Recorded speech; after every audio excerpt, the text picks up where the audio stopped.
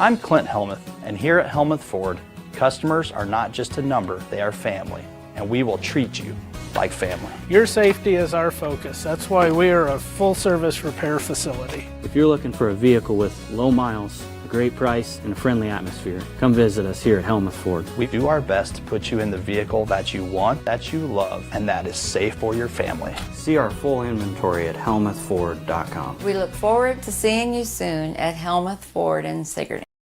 Delta Fire and Rescue presents the Delta Haunted House at 109 North Center Street in Delta. Admission is just $10 per person. The Delta Haunted House is open each Friday and Saturday throughout October and on Halloween night from 8 to 10 p.m. Food and drinks will be available for purchase, and now accepting cash and most major credit cards. It's the Delta Fire and Rescue Delta Haunted House, Fridays and Saturdays in October and on Halloween night.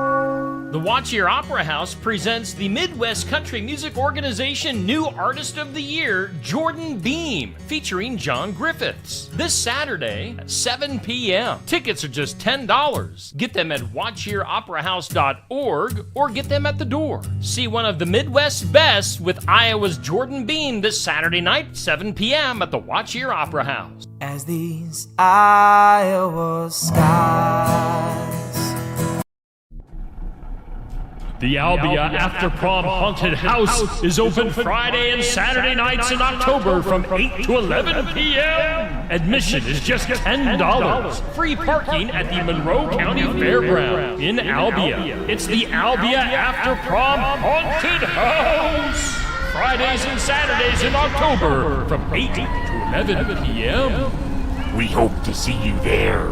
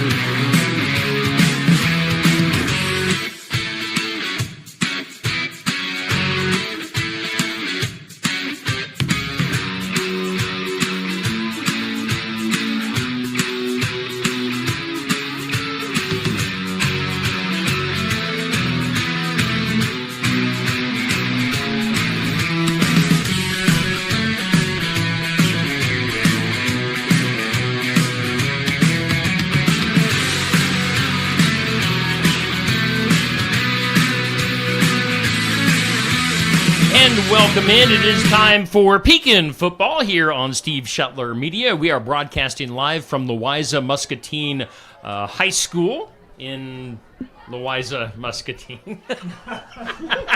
We do thank all of our sponsors. Is it Louisa or is it Muscatine? Is there a Louisa? Is it just Louisa County? Louisa County. All right. Louisa, Muscatine County, the two counties, Steve. What a professional start to our broadcast. Hey, we do thank all of our sponsors for making things possible, including our headliner, Helmuth Ford.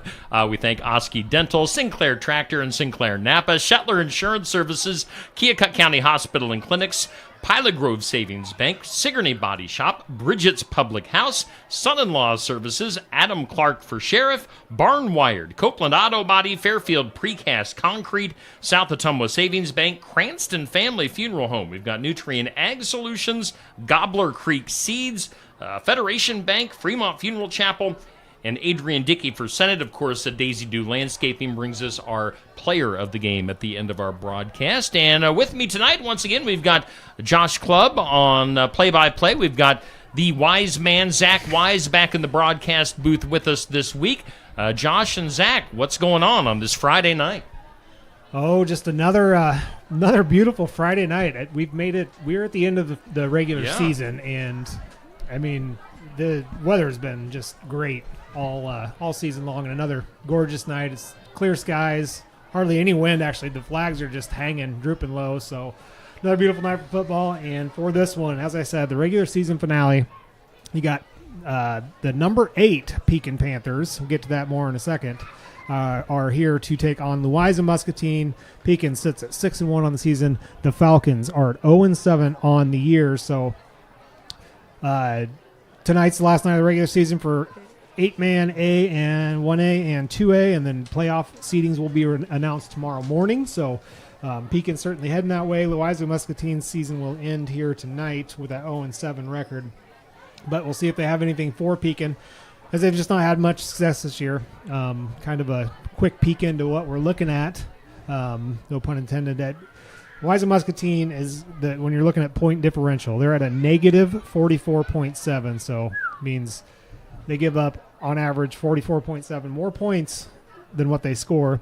Pekin is the exact opposite. They're at a positive 44.9, still the top highest points differential in the state of Iowa across classes A through 4A. So two opposite ends of the spectrum, and we'll see if Louisa Muscatine can keep this thing close. And yes, back with us, as you mentioned, Zach is back again. Throw it over to him to get his thoughts on the game quick. Well, thank you, Josh. So, like you said before, this is the end of the regular season here. It's a good game to finish up on. Louisa Muscatine hasn't been having the greatest year or greatest season, I would say. So if I was Coach Weber, I'd be smart here. Playoffs just around the corner. Get your starters in there. Let them get a little warmed up a little bit, but don't let them play too much. From what I saw, we had an injury last week, and that's not something that you especially want right now towards the end of the season. But I think it's a beautiful night. It's been really cold this week, so I'm really glad that it kept up and let us have a good night of football. I'm excited to watch it tonight and see what the Pekin Panthers can do, especially before playoffs start. All righty, we're about 9-10 minutes away from the start of this one.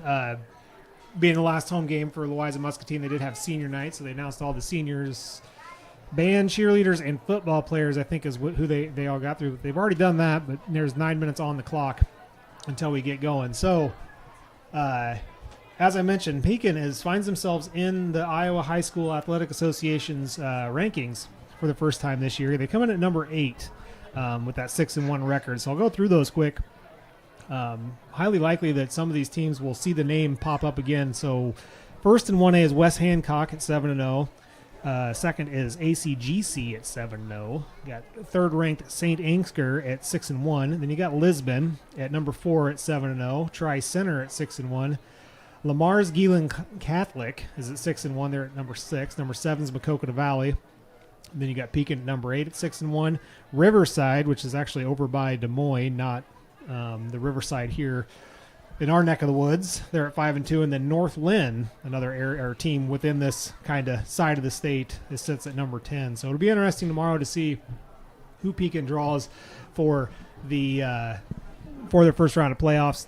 Pekin has locked in the number 2 seed. Doesn't matter what happens in their game tonight or the second place finish, nor does it matter what happens at the Lisbon game with a head-to-head final. So Pekin will be a second-place finisher in Class A District 5, and they will take on a third-place district opponent in the first round at Pekin next week. But we'll have to wait till tomorrow around 10 o'clock tomorrow morning, and they'll have that announced. I'm sure, Steve, you'll probably have that posted up on your Facebook page as soon as you're aware. So keep an eye out for them. I'll count on you to make me aware. How about that? I'll do my best. I will do my best. But for tonight's game, first things first. Still got a game to play, and I agree with Zach. I think you probably get your starters, at least probably play in the first half, and then maybe starting to rest some guys. It's a good balance of keeping them sharp, but yet not wanting to risk injury as well. Stat leaders, of course, for Pekin, your passing leader is Will Adam. He's 57 of 87 with 1,024 yards, 10 touchdowns. He's got 620 rushing yards and 12 touchdowns rushing. That is good for leading Pekin in rushing as well. Louisa Muscatine's passing leader is Cedric Lamb. He's 6 for 28 with 79 yards, 1 touchdown, and 105 rushing yards. Their rushing leader is Gage Carter. I'm not sure that I'm saying that name right, but he's got 72 carries. He's got 366 yards and 4 touchdowns. Receiving leader for the Panthers is Robert Brown. The senior's got 17 receptions, 366 yards, 3 touchdowns, and he's rushed for 13 yards. Noah McClarney, the senior for the Falcons, has got 2 receptions for 39 yards and no touchdowns. He is the receiving leader. for the Falcons. Tackling leader for the Panthers is Henry Adam. The sophomore's got 45 tackles, 1 tackle for loss, 1 sack, and 2 interceptions. For Louisa Muscatine, it's Mason Zanger. He's got 29.5 tackles and 3 tackle for losses. And that sounds like we're getting ready to do the national anthem here, so we'll tune into that.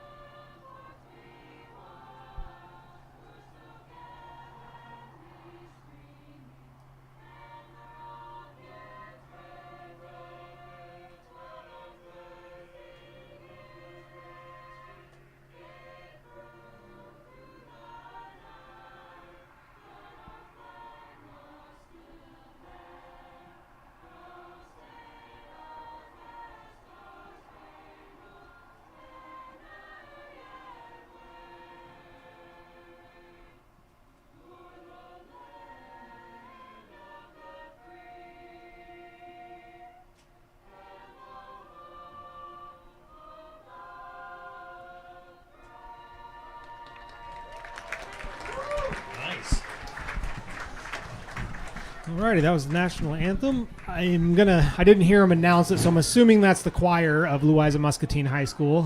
Group huddled up there in the middle. I think Steve got it on the camera. Did a nice job. Excellent job. They did a very good job. I don't know how well you could hear it on the stream here, but we're in this press box and we're pretty well sealed off from the outside, so we really aren't hearing a whole lot. Yes, we're sealed off, and Zach's guarding the door. We can't even get out if we wanted to.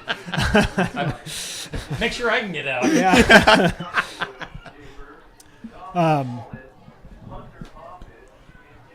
I totally just lost my train of thought thinking about that. One thing I can throw up here on the screen, Josh, is our area schedule for tonight. It's brought to us by Sheets Chiropractic. We've got, of course, this game, Pekin at Louisa Muscatine. EBF is at Sigourney Keota. Montezuma is at Twin Cedars tonight. We've got English Valleys at New London, Cardinal at Pleasantville, as well as the Battle of the North. North Tama at North Mahaska. Oskaloosa is at Burlington, Ottumwa at Des Moines East, Mid Prairie at Albia, and Winfield Mount Union is at HLVTC. Again, our Sheets Chiropractic and Wellness high school football schedule for this week with the teams that we cover here on Steve Shetler Media. All righty, and dive into this a little bit later after we get on kickoff, but that North Mahaska, North Tama game could have a lot of bearing on who Pekin gets to see in the first round of the playoffs, but we'll get into that more later here as they're getting ready to get this thing underway. Louisa Muscatine's out on the field. Pekin will be entering the field here shortly. You'll probably see on your screen now, Louisa Muscatine is a very, very Iowa Hawkeye-looking uniform set up there with the black and gold and the white numbers. Resembles the Iowa uniforms for sure. But as I go down through the stats, as you can imagine, with the records and the point differential that I mentioned, Pekin just kind of really just dominates all the stats across the board. Worth noting, Louisa Muscatine, I'm sure, is going to be looking for victories within the game versus an overall victory, and one could be passing touchdowns. Just one passing touchdown on the year. Pekin's got 10, so I'm sure they're going to try to maybe force one in that way. Their longest play from scrimmage this year is they do actually have a 64-yard play from scrimmage, so certainly capable. But really, just 5 touchdowns scored all year long, 4 of them rushing, 1 passing. So they're going to be looking to just try to find a way to score, and makes you wonder if we don't see what we saw with Wapello last week and them come out with some trickery to start things off. If you remember, that game started with a double reverse flea flicker that was completed, not for very many yards, but certainly Pekin was able to hold their own against that. I have not seen. Oh, they're just going now to do the coin flip, so we'll see where that all ends up. Steve mentions the scores we'll be keeping track of elsewhere in Class A, District 5. Danville is hosting Columbus. Van Buren County is hosting Lisbon, and Wapello is hosting Highlands. So that's where they'll that's who else will play. And then as far as this district and playoff contenders, of course, Lisbon and Pekin have that locked in. There's a little bit of a battle. Columbus, Danville, and Highland all still alive right now. Currently, Columbus and Danville are tied for the 3rd seed. Highland would be in the 5th seed, but it depends how those games play out tonight. Obviously, with Columbus and Danville playing each other, that's going to lock one of the winner of that game is for sure the playoffs. The loser will depend on the Highland game and what they can do against Wapello. So a little bit of stuff going on in Class A District 5, but not for your Pekin Panthers. They are securely in and getting ready to start this thing off. They have just probably seen on the screen, are going to be kicking this thing off to start it off. I did not. Zach, did you see who actually won the toss? It looked like Louisa Muscatine won the toss. Won the toss and took the ball. So again, not surprising that they'll probably want to try to get something going early on here and shoot for those inter-game victories. Pekin does have some injuries they're dealing with. See Isaac Sylvester over there on the sideline in street clothes. I do believe. I might have read the number wrong. Let's see here. Yeah, Cal Miller. Looks like he's wearing a hoodie as well. So we'll see how much Pekin plays their starters versus how soon reserves get in. Of course, you never do know what's going to happen. Louisa Muscatine certainly hasn't had any success, but I'm sure they're ready to play here on what would be senior night. As Pekin sets it up on the 40-yard line, Henry Adam ready to kick this thing away. Back deep for the Falcons.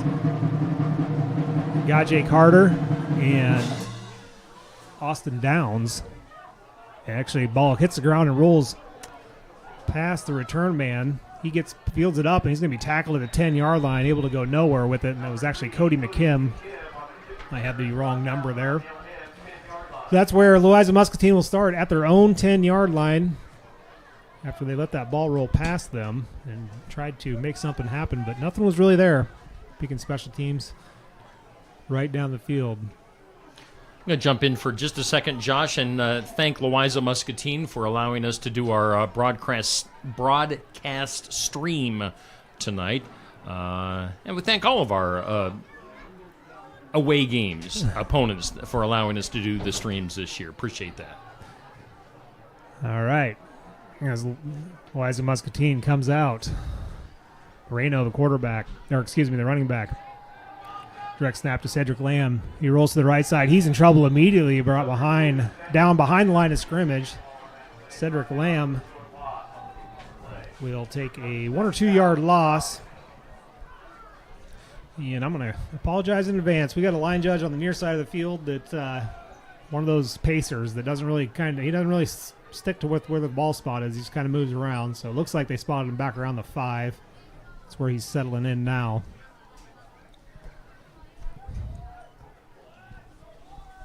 Well, they're taking their sweet They are. And they still got 15 seconds on the play clock as they break the huddle. Lamb in the gun formation. And now a whistle for equipment as the Louisa Muscatine receiver on the far side of the field apparently didn't have his knee pads on correctly. Far side judge stops it and makes him fix it. They need to do that in college and NFL, from what I've seen lately. Here is Lamb. Takes the snap. He's going to roll to the near side. In trouble immediately, and he's brought down maybe for a safety. We'll see where they mark it. That was close to the goal line.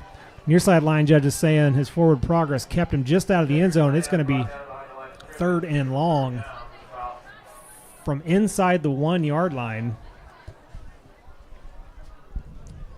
Louisa Muscatine going nowhere. Pekin's defense not even huddling up, just staying in position. And there's play clock. The play clock did not reset, but they're just now running the play in. It's got to be down there. Play clock shows 7 seconds. It's 3rd and 19. Ball's inside the 1, just in the early going here. twin receivers to either side. Lamb has got a running back to his left. Takes the snap, and there's a false start by Louisa Muscatine. 2 guys in motion.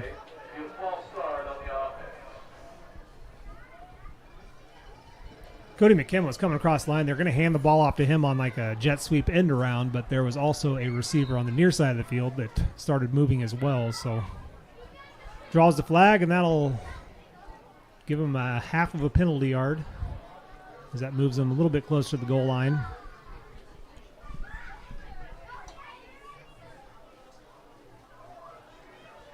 Lamb, again, same formation, twins either side. Kim comes in motion, gets a hand off to him. He tries to get around. He's tackled in the end zone by Will Adam. That's going to be a safety.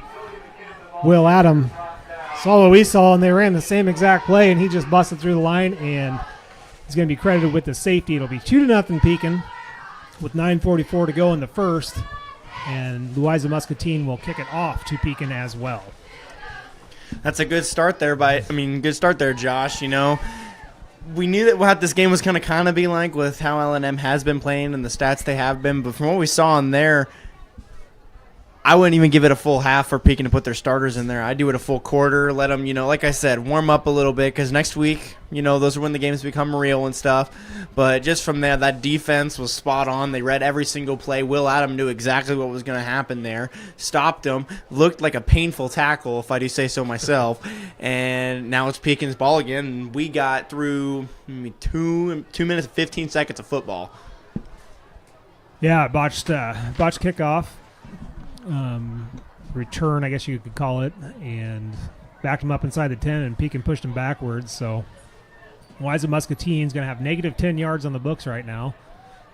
Make a note of that, Zach, so we remember. Yeah. But with the free kick, Louisa Muscatine will kick off from their own 20-yard line. Robert Brown and Riley Smith, I do believe. I can't really... It looks like Riley. Riley Smith. They're standing at their own 30-yard line awaiting this kickoff from the Falcons. Kick is an onside kick attempt. It's missed initially by Pekin, but then gathered in at the 44-yard line. I don't know how else to say it, but that's desperation there, where you give up a safety and you try an onside kick on the free kick of a safety. That's looking for any type of victory that you can find. You're going to give Pekin the ball at the 43-yard line, your own 43-yard line. Starters will come out. Adam lines up. He sends Henry Adam in motion, fakes a handoff to him, looks, throws it down the field. He's got Brown. He's wide open. Touchdown Pekin. One play. 43 yards, touchdown from Will Adam to Robert Brown, and the Panthers lead 8-0. Just like that, that's a Sinclair Tractor touchdown by the Panthers, and already on the Sinclair Napa scoreboard twice, and Pekin leads 8-0. I'm not going to lie, Josh. I really don't know what to say what just happened there. They just got it. Yeah, that's all I really got to say. That just keep on playing like this, and like I said, they'll be pretty spot on. This is either going to be a long game or a short game, exactly. Depending on which sideline you're on. Kick from Henry is up and good. Makes it 9-0. The officials were kind of pointing to the far sideline. I'm not sure what was happening there, but apparently nothing, because now the official has to go all the way back in the deep side of the track and pick that thing up. So, well, that is that. Pekin will kick off to the Falcons. And we'll see if My sponsors are going to get a lot of love tonight. We thank Helmuth Ford, Oski Dental, Sinclair Tractor, Sinclair Napa, Shetler Insurance Services, Keokuk County Hospital and Clinics, Pilot Grove Savings Bank, Sigourney Body Shop, and Bridget's Public House, just a few of our sponsors. I'm sure they'll get plenty of mentions tonight here during our broadcast. As Henry Adam gets ready to kick this thing away.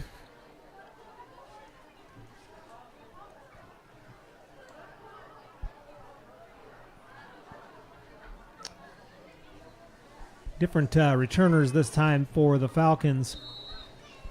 You got Owen Pooh and Gage Carter. Carter actually goes the other side of the field this time. He was back there before. And here's a kick from Henry Adam. This one's missed again.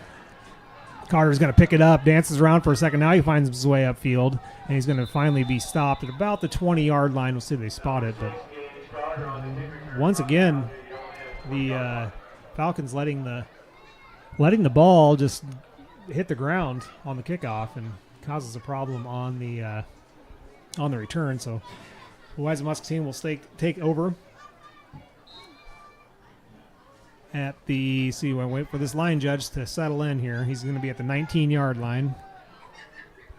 1st and 10. 9:27 to go here in the first quarter. Pekin leads 9-0.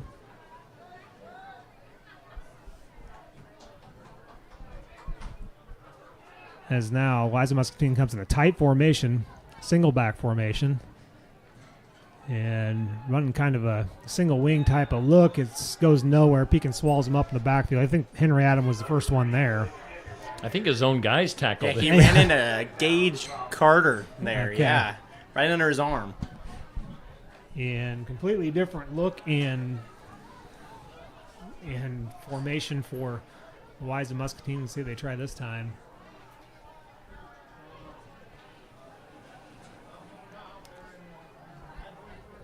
Be 2nd and 13. Ball's back at the 16 now.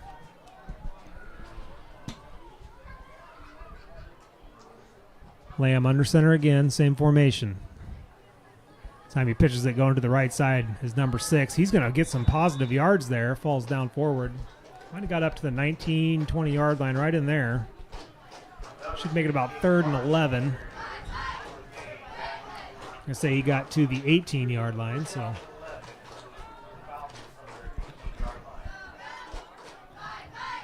It is Gage Carter.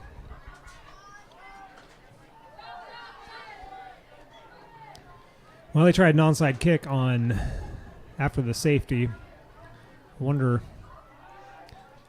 if they'll be in 4-down territory all night or if we'll see punts after stops. Here comes tie formation again. This is a fullback trap that goes nowhere. Tried the misdirection with the toss sweep, and we've got Cody McKim, who limped off the field earlier, now is getting up really slowly. I'm going to say no game, maybe a small loss, but brings up 4th and 12. It's 4th and 11 on the scoreboard, but I count differently than that guy. And it does look like Wise Muscatine's going to punt this away. Their punter's a big dude. Is he using the metric system? Yeah, I know, maybe. Aiden Cantrell ready to punt. Standing at the 50-yard line is Riley Smith. Snap is high. Punt is going to have a problem. It's blocked, picked up by Pekin, and they're going to start this drive at their own at the 5-yard line. So Pekin able to block the punt. That snap was extremely high. Not much of a chance at all to get it off. So Pekin will start this drive, 1st and goal at the 5-yard line with 7:04 to go in the first quarter. And Pekin leading 9-0.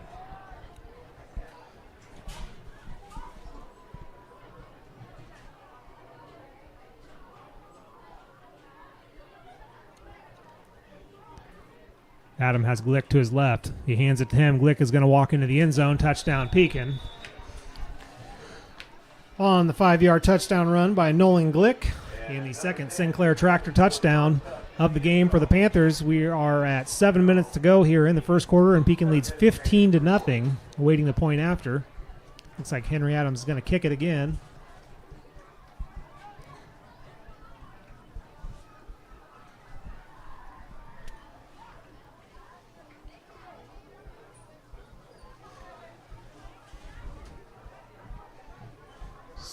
Snap is good, hold is good, kick looks good. It is signaled as good, and Pekin leads 16-0. 7 minutes left in the first quarter. Hey, while we got a second here, of course, Pekin, as we've mentioned, already in the playoffs. They'll be playing next Friday night They'll be playing at home, right? Yeah, there'll be a second or 2 seeds, so it should be where they play somebody that finishes 3rd in their district, but they'll play at Pekin. Okay, so we'll have that game again here on Steve Shetler Media. We will be broadcasting throughout the playoffs. Now, we can have live video up until the semifinals. Then the state takes over with the video streams at that time. We'll still have audio broadcasts if they make it that far. But if you are listening and you are not a regular sponsor on the regular season here and you want to be part of the playoffs, we'll gladly take you. If you want to be a sponsor during our playoff run here on Steve Shetler Media, just get a hold of me at steveshetlermedia@gmail.com, and we'll get you on board as a sponsor for the postseason playoff action, again with Pekin Panther football on Steve Shetler Media, Facebook and YouTube. All right, here comes the kick from Henry Adam. This time it's he topped the kick. Fielded by 6. He's going to be tackled immediately at the 35-yard line, and it's Gage Carter. I don't know if I'd have missed that or if that was on purpose to maybe give him a little bit better field position. I don't know. 16-0, 6:56 to go. Eliza Muscatine to start their 3rd drive of the game. They have still in the negatives as far as yardage goes. See if they can change that here.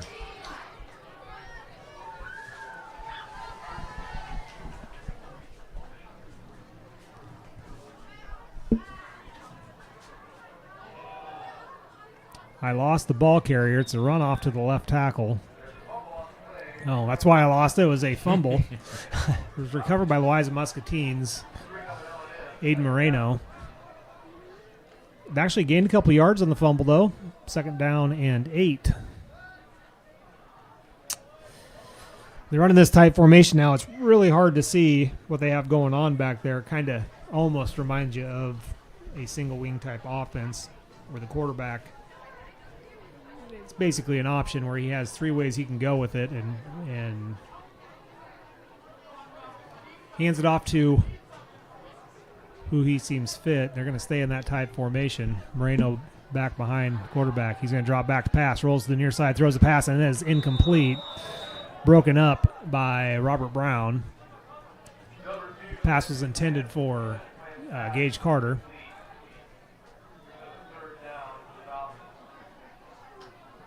Saw the Owen Pugh, I believe, freshman out there wearing jersey number 8 for Eliza Muscatine. He's listed as 6 foot, but he kind of really stands out down there. I'm thinking that might be a little fudging of the numbers. Tight formation again. It's 3rd down and 8. Ball's at the 36-yard line. This time they're going to try to keep it up the middle, and it goes nowhere. Actually, he's still bouncing around, finds his way outside and gets a corner turn, picks up another couple yards. That's Gage Carter. I definitely lost him there in that shuffle. That'll bring up 4th and 6. Ball's at the 38. Pekin blocked the last punt. You wonder if they're going to punt this. The punter is one of the linemen, so he's always out there. He's a big guy. Yeah, he is. Hayden Cantrell, 6'3", 270. Punter. But not sure what kind of leg he has. The last one was blocked right off of his foot. Another high snap, and this kick goes up and very short kick. Lands at about the 45-yard line and takes the Eliza Muscatine roll, and it's going to be downed at the Pekin 35-yard line, and that's where the Panthers will take over for their 3rd possession of the game, leading 16-0. Hey, remember tomorrow morning we'll have the sports section live from Brothers Market in downtown Sigourney, and we always start off with Coach Clint Weber from the Pekin Panthers. Tomorrow, a special guest, legendary Sigourney Kyoto coach Bob Howard, and then also SK's Jared Jensen will be our final guest. But a good show lined up for tomorrow morning. Here is Pekin. Adam takes a snap, fakes a pass, now throws it to Robert Brown, throws an interception, picked off at the 45-yard line, making his way down the field all the way up to the 30 before he's wrestled out of bounds at the 30-yard line. That is Cody McKim. Just an overthrow there by Will Adam. And out of the reach of Robert Brown, and McKim comes up with the pick. And the Falcons will have it 1st and 10 at the Pekin 30-yard line.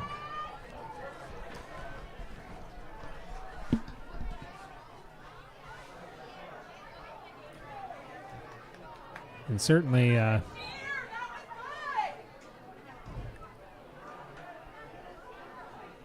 got a chance to get some points on the board here. Now, their last drive, they were able to get to a 4th and 6 as Lamb gets under center. Pitch to the right side, and he's wrapped up and taken for a loss. That is Gage Carter. Loss about 3 yards on that pitch play, as Lamb will just come over and get the play himself this time. 2nd and 13, ball's at the 33. We are at 4:30 to go here in the opening quarter.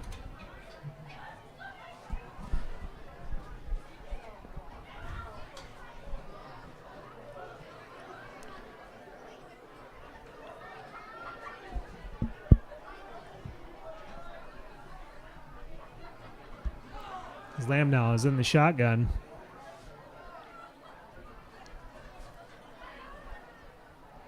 He's got Moreno to his right. Snap to Lamb. He's going to go up the middle and keep the ball. He gets about back to the original line of scrimmage, maybe just shy. So gain of about 2. Bring up 3rd down and 11 for the Falcons.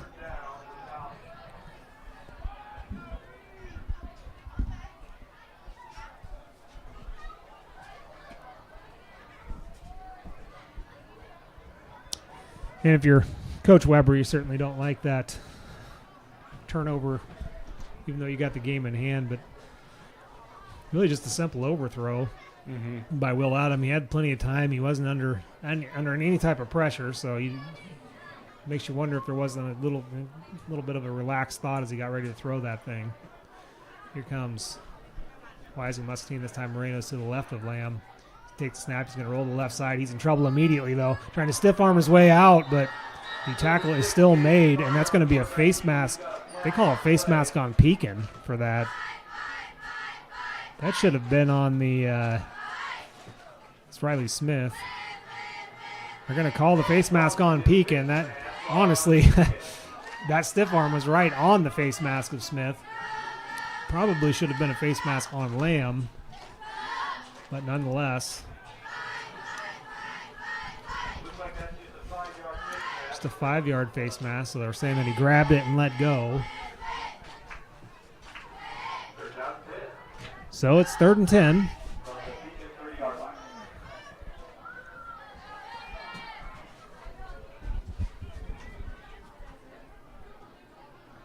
This time, Wiseman Muscatine spreads it out, and Gage Carter is now quarterback. He's going to take the snap from shotgun, runs out to the right. He's in trouble immediately, or Henry Adams got him wrapped up, and they whistle the play dead. So he'll lose 2 or 3 yards.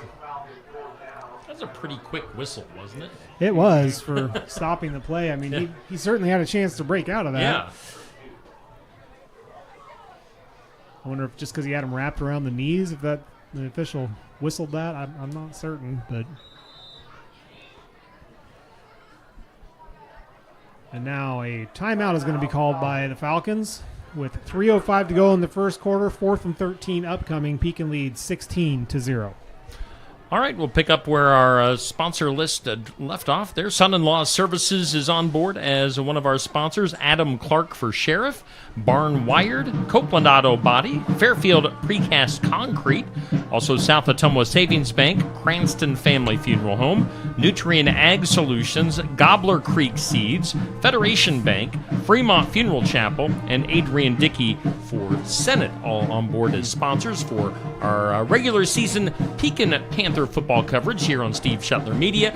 Again, the playoffs start next week, and if anybody out there wants to jump on board as a sponsor, we will gladly take you and put you in rotation with all of our other sponsors for Pekin Panther football. Hopefully they're going to go quite a ways this year in playoff action. Yeah, certainly, and he gets the playoff. Steve, I don't know your actual plans, but there's always the sponsorships too. If you don't like the standard sponsorship, there's always parts of the game that you can sponsor too. Yeah. So just got to reach out to Steve. Sounds like you want to sell for me, Josh. You want to be a salesman? I could use a salesman. I can do my best here. Here is a 4th down and 13. Ball is at the 32-yard line of Pekin. And it looks like Gage Carter is going to remain the quarterback. He's in a shotgun. Drops back. Pump fakes, then throws a moonshot in the air. It's a battle for the ball. It's going to be caught by Louisa Muscatines. Number 8. It's going to be a first down. That's Owen Pugh. He's had some height on Riley Smith. Comes down with the grab. It'll be 1st and goal at the 6-yard line for Louisa Muscatine. There's a flag, though. There's a flag on the play. Yep. I see that. I think it was on the Louisa Muscatine, too. Now they're bringing the ball back, so, yeah. That is not a pass that should ever get completed, and I'm sure Coach Weber is probably fuming because that's a hustle play there. Mm-hmm. Nonetheless, they get saved by the penalty. I didn't see the signal. Put it 10 yards back, so I'm assuming holding based on where the flag was.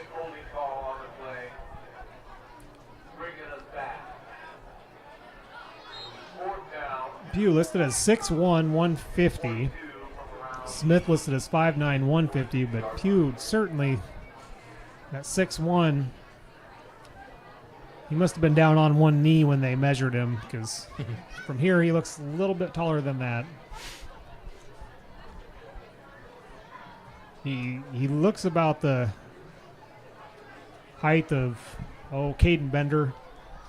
Maybe a little bit taller than that. Caden Bender's listed at 6'3". We'll see. So that makes it 4th and 22. Ball's now at the 42, and we get some whistles again.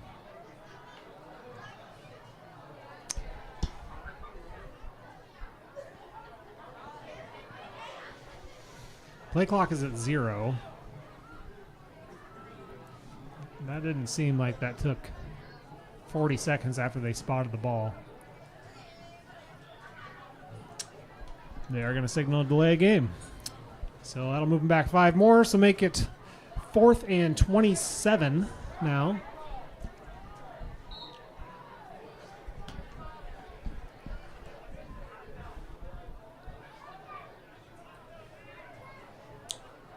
It's like the big guys. Yeah, they're gonna punt again, and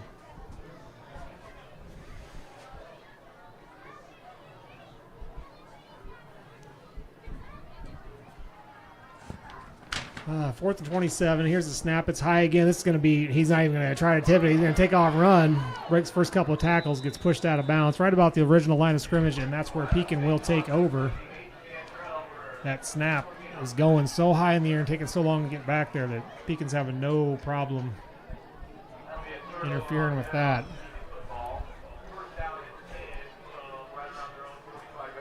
I was going to say at the beginning of the game that I was watching them warm up, and Louisa Muscatine was having some troubles, catching the passes and stuff during warm-ups. But from what I've seen, their good plays so far that they've had, that interception was a very phenomenal play, and they caught that ball, and so was that almost touchdown pass.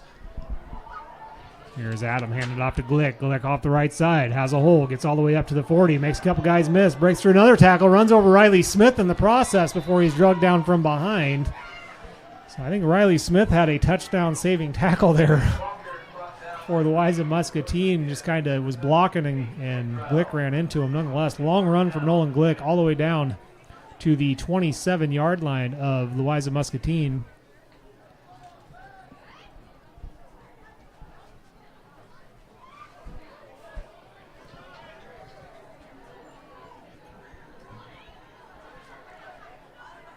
Glick to the left of Adam here. They're going to hand it off to him again. To the right side he goes. Breaks a couple tackles. Powers his way over 2 more tackles. Dragging 2 defenders with him. Still dragging him all the way down inside at the 10-yard line up to about the 5 before they wrestle him to the ground. And we got an injured Falcon, it looks like. 2 injured Falcons. The 2 that were honestly riding on Glick down the field. So 2 guys injured there. They'll stop play for the moment. It'll be a 1st and goal for the Panthers when we resume. The ball is at the 6-yard line of Louisa Muscatine. All right, we do thank our sponsors again tonight here on Steve Shetler Media for Pekin Football, Helmuth Ford, Oski Dental, Sinclair Tractor and Sinclair Napa, Shetler Insurance Services, Keokuk County Hospital and Clinics, Pilot Grove Savings Bank. Who else we got here? Sigourney Body Shop, Bridget's Public House, and Son-in-Law Services amongst those who are sponsoring Pekin Football. It's been a great season so far here on Steve Shetler Media. I've been happy with the way things have gone. You know, from a technical standpoint, it was a new adventure for me this year. You know, it's always a worry when you go to different places, different football stadiums, kind of in rural Iowa, not knowing whether Wi-Fi will work or not. But everything has gone pretty smoothly here for our broadcast this year. So very thankful for that, and again thankful for our away game stadiums and schools for allowing us to go to their schools and broadcast. You know, I know some athletic directors are always worried about keeping away attendance or people staying home because they can watch it on their devices. But I thank all the away schools this year for letting us come in and do our broadcasts. All right, so it was Cody McKim and Gage Carter both got up and walked under their own power back to the sideline. So minute 33 to go. First and goal for the Panthers at the 6-yard line. Adam sends Glick in motion, hands it to him. Glick is wrapped up in the backfield and thrown to the ground by the punter, Hayden Cantrell. Able to get some penetration there, and there's a loss on the play. And bring him all the way back to the 9-yard line. Is good sign. Gage Carter for the Falcons now doing some warm-up laps there on the sideline, so he's all right. Pekin's going to have Carson Comstock and Robert Brown split out to the left. Glick to the left of Will Adams. Direct snap to Glick. He goes to the right side around the corner and in for the Panther touchdown. Pekin extends their lead with 42 seconds left in the first quarter.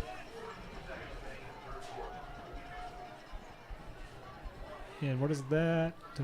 Okay. I was looking at the referee. Looked like he was about ready to make an announcement. Nonetheless, 22-0. Another Sinclair Tractor touchdown for the Panthers. Henry Adam on to try the point after.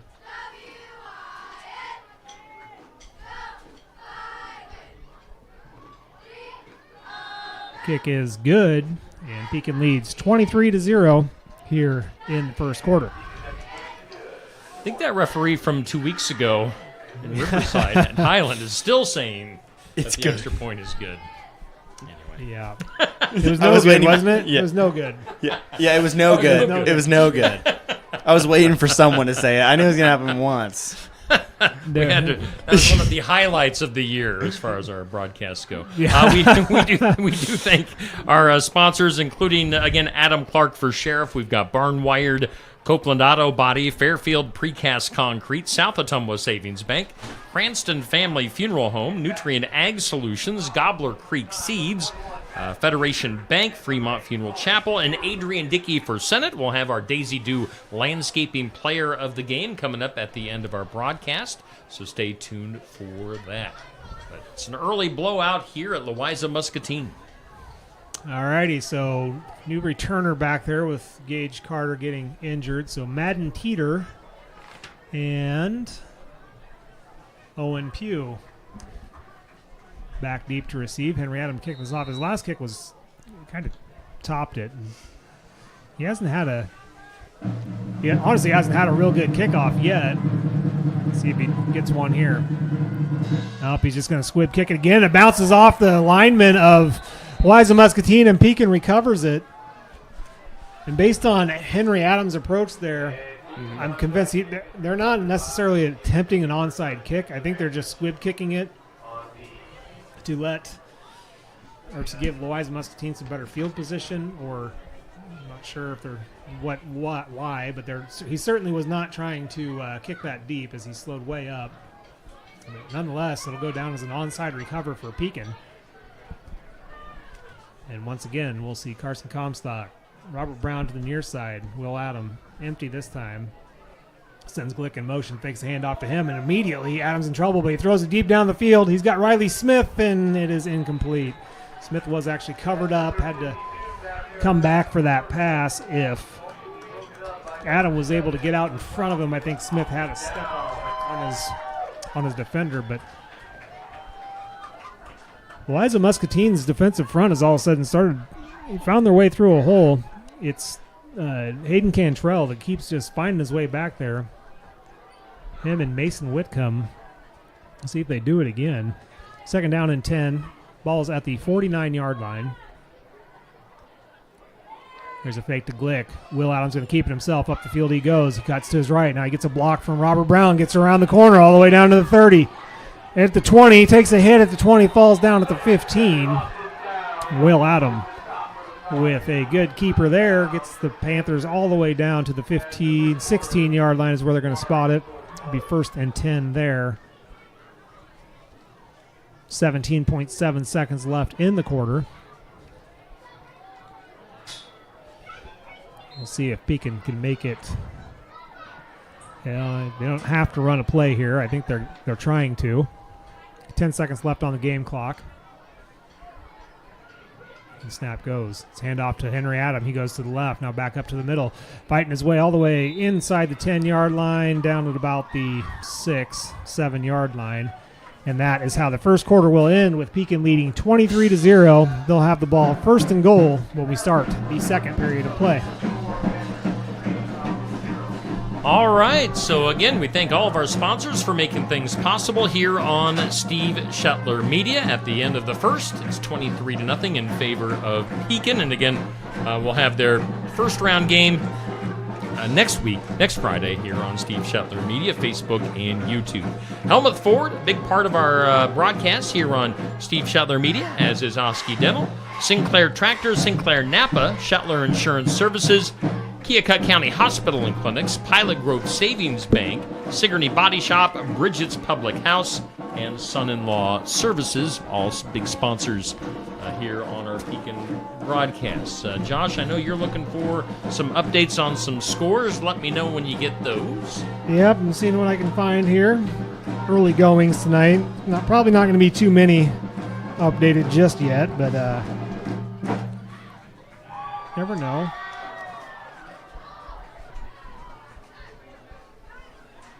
Zach, you had an interesting point before we went on the air, talking about how quick of a turnaround this Pekin program has had. It wasn't too long ago that they were winless, and now they just have one loss on this regular season. How long ago was that when they were winless? When they were winless, it would have been my senior year, so the 2021 football season, and it was just like what the Pekin Panthers are doing now to their opponents. It was very hard to watch, but that was Coach Clint Weber's first year coaching, so you just had to put some trust in him, and look what he's done to this program now. Absolutely stunning. That just shows the power of Clint Weber, and seriously.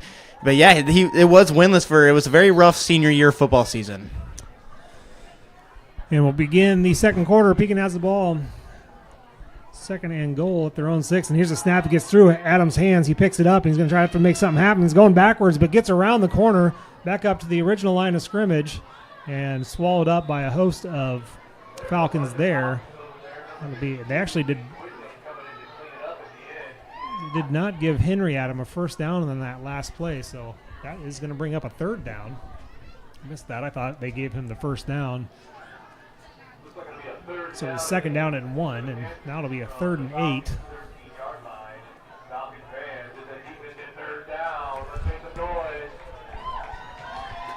In the early going of the second quarter here.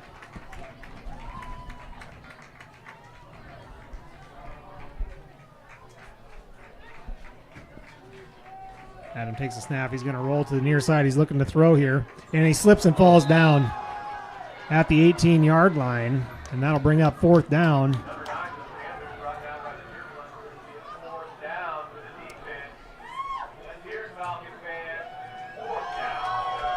So that's going to be 4th and 12 now after Will Adams' complete slip there. I mean, just the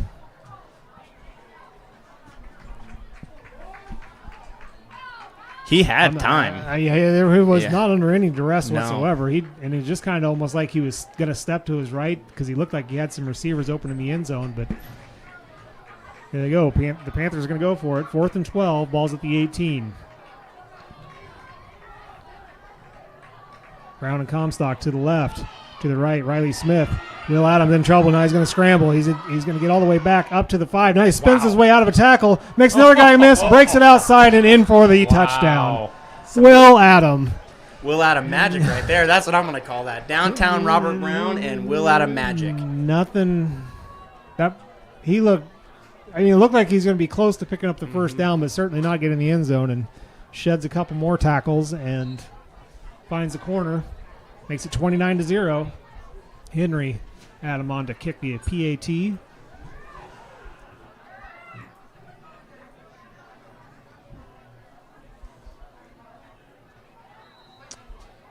Kick is good, and that makes it 30-0 with 10:11 to go in the first period. One score update: Sigourney Keota leads Eddyville Blakesburg Fremont 39-6 in the first quarter. What? 39-6 in the first? In the first. Minute 22 left. Sometimes those clocks aren't always right, but Ottumwa has a 13-6 lead over Des Moines East. That's early in the second quarter. How do you get 39 points in one quarter? What was that Ottumwa score again? I don't remember. 16 to 9, I think, wasn't it? Hang on, I'll go We're back. going to find out. Let me refresh. 13-6. Wasn't even a 16. In favor of Ottumwa. Yes. Got a North Mahaska and North Tama update as well. North Mahaska leads that one 6-0. That's early in the second quarter. As we get ready to kick things off here, Henry Adam, we'll see if he just goes deep now, but Louisa Muscatine is in the onside recover position. Adam this time kicks it deep over the head of the receiver and rolls, just barely gets into the end zone. Owen Pugh, the lone return man back deep, kind of just gave up on that thing. Had that stopped before the goal line. That's a live ball, so very fortunate for him that it did roll in. So Louisa Muscatine will take over at the 20, 1st and 10.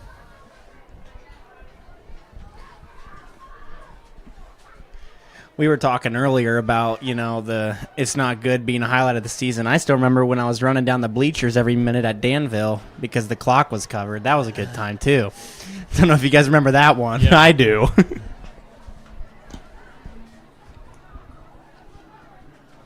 Here come the Falcons. 1st and 10, ball is at the 20.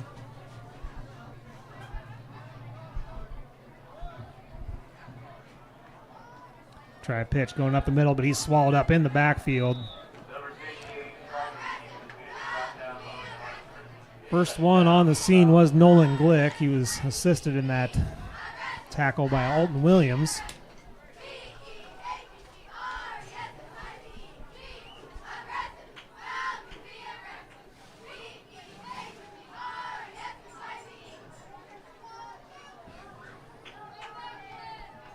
Brings up 2nd and 12. Ball's at the 18. Back into the tight formation. Lamb back under center. It's a handoff up the middle. Cannot see who the ball carrier is. It goes for a short gain. Eddie Hoops is the ball carrier there. So he's got to be a basketball player, right? Well, he could be, but he's listed as 5'7". I don't know if that'll cut it. Just a freshman, but that brings up 3rd and 9. Balls at the 21. Got Mid Prairie is leading Albia 14-0.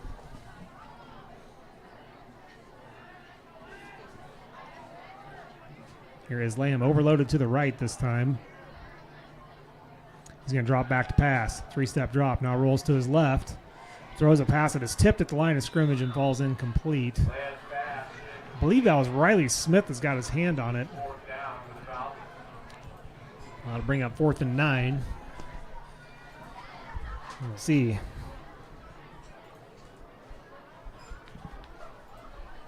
What they try to do now. Bunting has not worked. It's really been the snap. The reason it hasn't worked. The one that they did get off was not a very good punt, but try it again. It's the big man. Hayden Cantrell goes back, standing on his own 10-yard line. You got Riley Smith standing right about midfield. Oh. And this snap goes over Cantrell's head into the end zone. He's just going to have to try to get out of the end zone. He does get out of the end zone to save the safety. And now he throws the ball up the field. Wow. They're still fighting it. They might have got the first down on that. It's going to be close. What a heads-up play by Cantrell. Here comes the flag for illegal forward pass, I do believe. It had to be a lineman that caught that, right? Yeah, it's going to be either an eligible receiver or a legal forward pass. The officials are...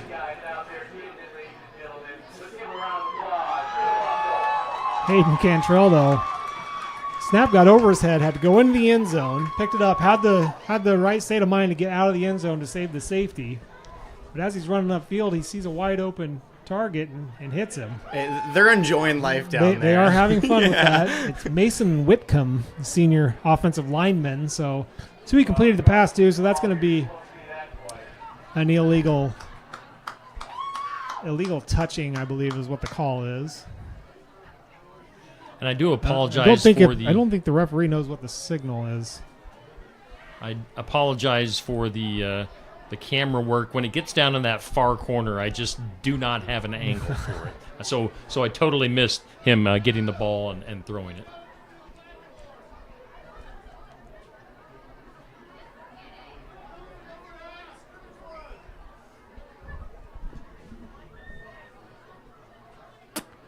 As the officials had a long discussion, now they're over talking to the Falcons head coach.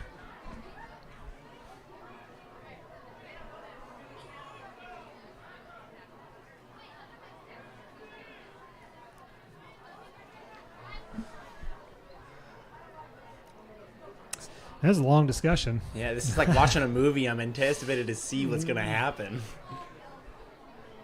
So the thing with a penalty is that Pekin accepts it, which if it was a first down, you would accept it. If it was short of the first down, you wouldn't accept it. You just decline it and move on. But if they're saying you got the first down, then you're Pekin. You're going to want to decline it, which is going to force them to punt again. Still a long conversation by the officials.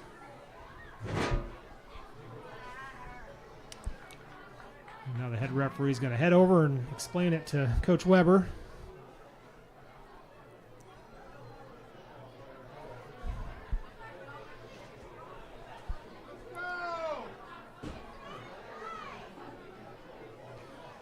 The Liza Muscatine fan base is getting a little anxious.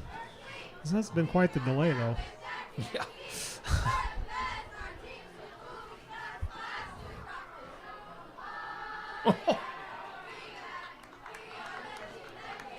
And they pick up the flag, and it's a first down for Liza Muscatine.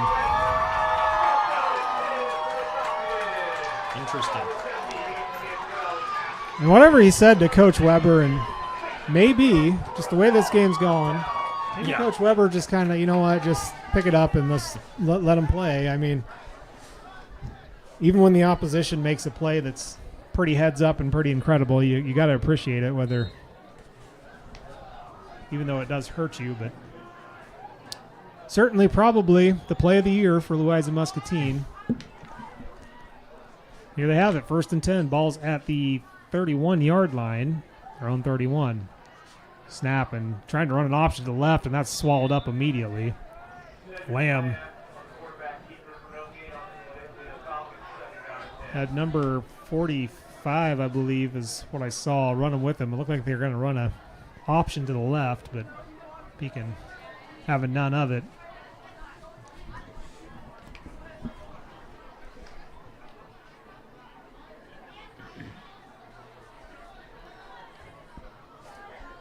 jeez. That Sigourney Kyoto score is now 46-6 at the end of the first. Woofta.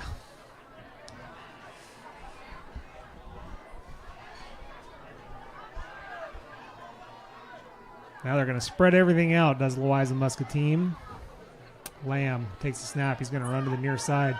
He's in trouble in the backfield, wrapped up and dropped for a loss. Tackled out there by Henry Adam. That'll be a 3rd and 10. So if Louisa Muscatine gets to a 4th down here, do they call punter pass? I would. Do that passing combination they just did from out of the end zone. Yeah, well, I mean, the lineman can report as eligible, and then it doesn't make it illegal.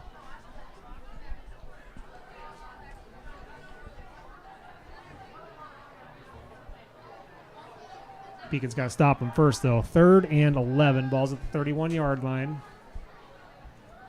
Excuse me, the 29-yard line. And here is a whistle before the snap. Full start on the Falcons. Marching back 5. Making 3rd and 16. 5:11 to go here in the second quarter. Pekin leads 30-0.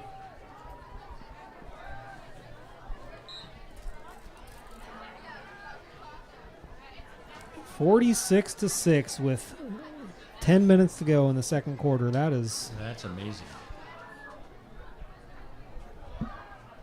I'm guessing that somehow in that party there was some type of kick return or pick six or something like that. Probably Here is everything Lamb. you can imagine. He tosses it left. They're going to try a pass from the toss. They throw it to the flat. It is bobbled around, and 3 Pekin defenders fighting over the ball end up dropping to the ground. Robert Brown, Landon Crow, and Will Adam, all 3 there converging, trying to make their own pick six and knock the ball out of each other's hands. That'll bring up 4th and 16. I mean, I did say they look like Iowa uniforms. Maybe punting is winning. Maybe that's the formula.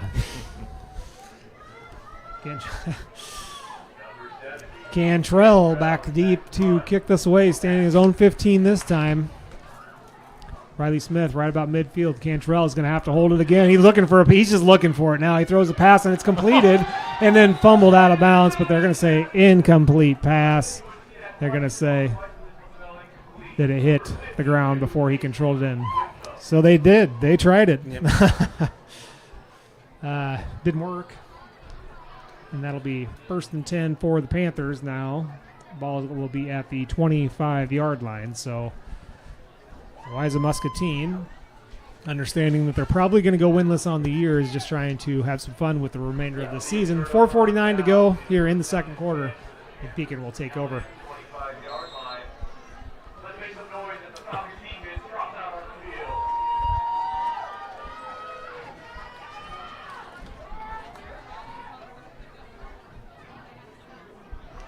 Adam has Glick to his left as Louisa Muscatine still trying to get enough guys out on the field. They finally do. It's a bad snap.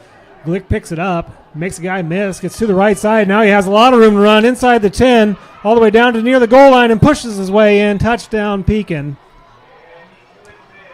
At least one the line judge is. The other one's standing out of bounds. They are going to say a touchdown, so that's another touchdown for the Panthers. Great run by Nolan Glick. Our score is 36-0. 4:39 to go in the second quarter. That's his 3rd touchdown of the game, actually, too. Yeah, I mean, really, besides that, the one play down on the other end of the field where their lineman got through the hole, they haven't really been able to stop him. Adams' point after is good.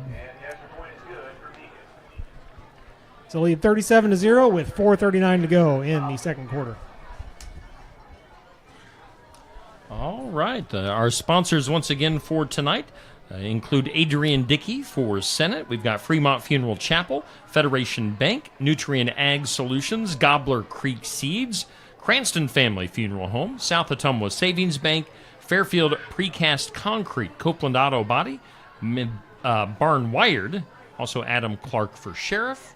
We'll continue on here. Son-in-Law Services, Bridget's Public House, Sigourney Body Shop, Pilot Grove Savings Bank, Keokuk County Hospital and Clinics, Shetler Insurance Services, Sinclair Napa, Sinclair Tractor, Oski Dental, and Helmuth Ford. And we'll have the Daisy Dew Landscaping Player of the Game later on tonight. Who do you think? You got any early front runners? We were just talking about Glick having a bunch of scores. I mean, yeah. That's all I got. Or you're going to have to include the whole defense because they're all pushing through.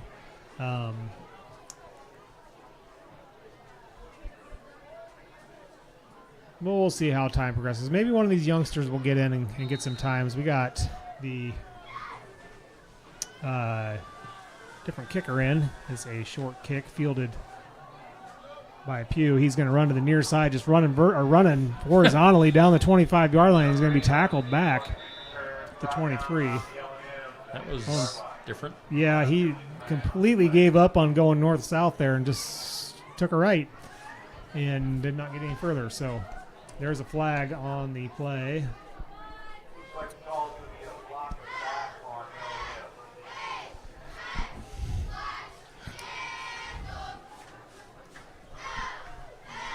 On a score update, Steve, from what I'm seeing, Ottumwa's up 26-6.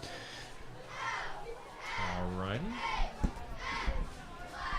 There was a block in the back penalty called on Louisa Muscatine. That'll march them back further. So they're going to start their drive at their own 13-yard line.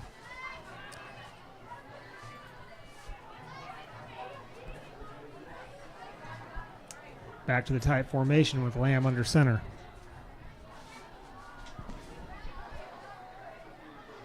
Hands it off tackle to the right, and he's going to fall forward for a couple yards there.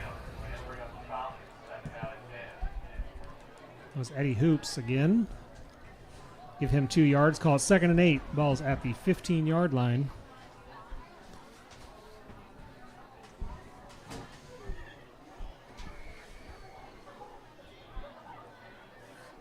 Mid-Prairie now leads Albia 21-0.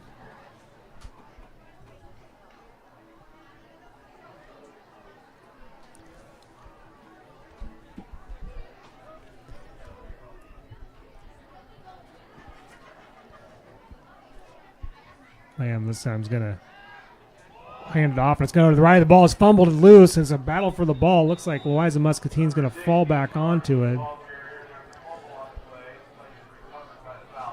They do fall back onto it, but it's close to being a recovery by the Panthers. Mid-Prairie was 21-0. Is that right? Yep. Okay. I do not have a number 18 for Pekin on my roster. I'm not sure who that was. He basically tried to scoop and score, but couldn't quite get there.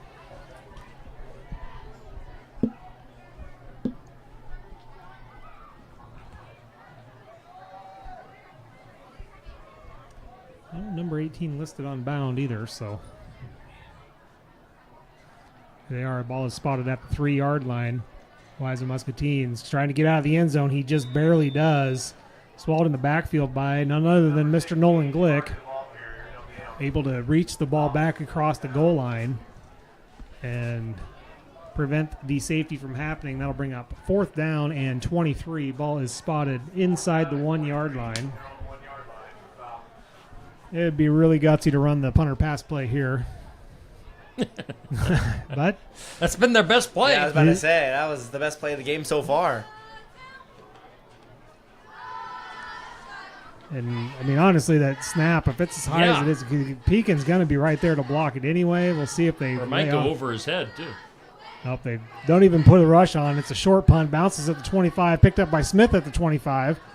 He runs to his right, and he's tackled at the 20-yard line. So, a 25-yard punt, a net of 20 yards. And Pekin will take over right on the 20-yard line of Louisa Muscatine, leading 37-0 with 1:20 to go here in the second quarter. I forgot to say after that last score that we surpassed the 35-point mark, so the continuous clock will be running here for the remainder of the game. Adams sends Brown in motion. He hands it to him on the jet sweep. Brown around the left side to the 20, up to the 15. Makes a guy miss at the 10, 5, and Robert Brown makes his way into the end zone for the Pekin touchdown. Brown just making the tacklers bounce off of him. And Pekin gets right back in the end zone. They'll lead 43-0 with 55 seconds left before half. Try the point after here.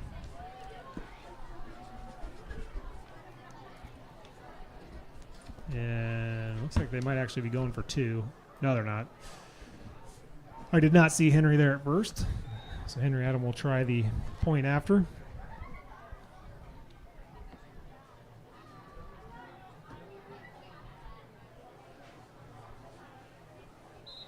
And a whistle on the snap. Say full start against Pekin. That'll move them back 5. See if they still do the extra point or if they.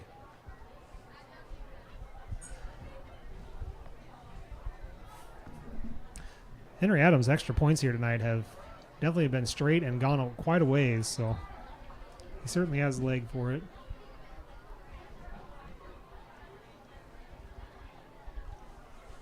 Hopefully can carry that consistency into the postseason, because field goals may be something you have to go for at that point. Here is the snap. Hold is good. Kick is good. Makes it 44-0 with 55 seconds left in the second period.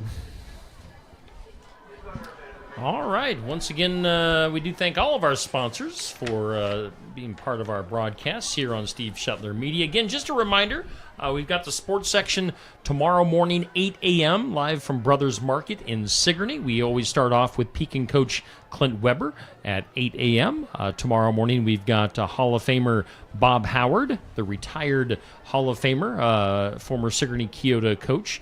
He'll be a special guest on the show. We'll get caught up with life after football. I mean, there really isn't life after football for Bob Howard. He's always watching and probably helping out. But we'll have Bob Howard. We'll have SK's Jared Jensen as well. So a loaded show tomorrow morning. Maybe, possibly, fingers crossed, we'll get some playoff info while we're on the air. Maybe not. That'd probably come in later on that morning. But yeah, should have a great show from Brothers Market in Sigourney for the sports section. Another score update. Burlington leads Oskaloosa 14-0.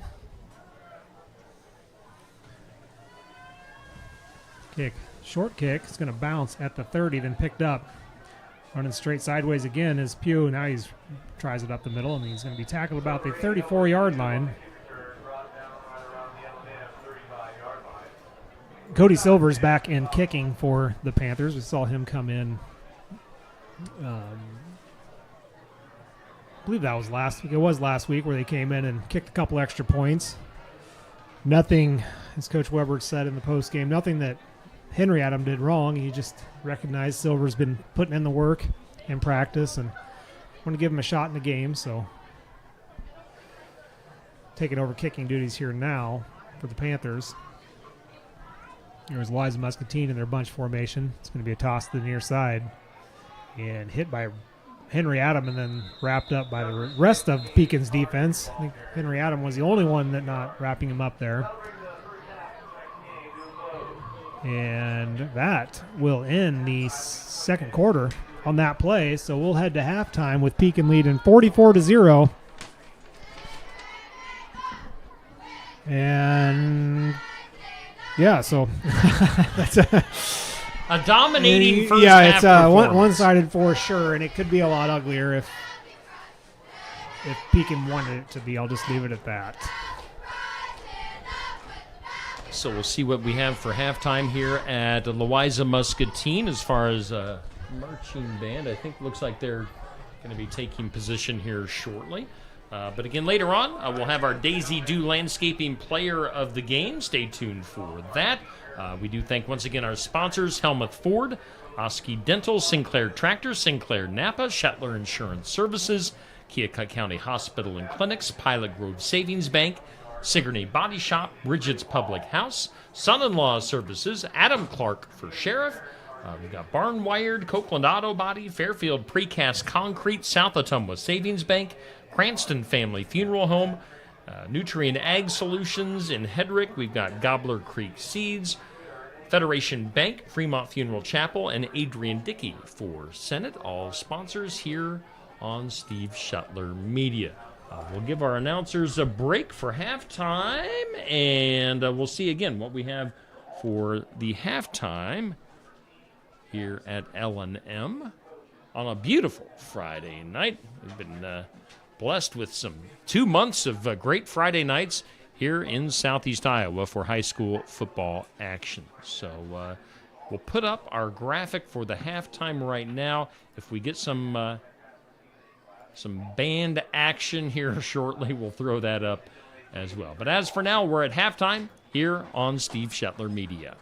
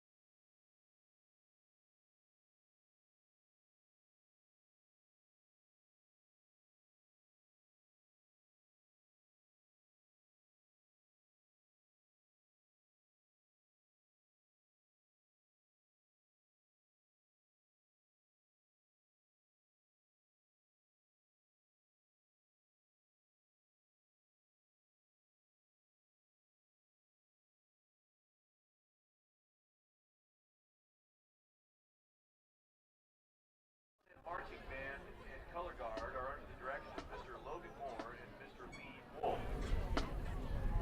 Please welcome to the field your Louisa Mountain. Please welcome to the field your Louisa Muscatine Falcon Marching Band.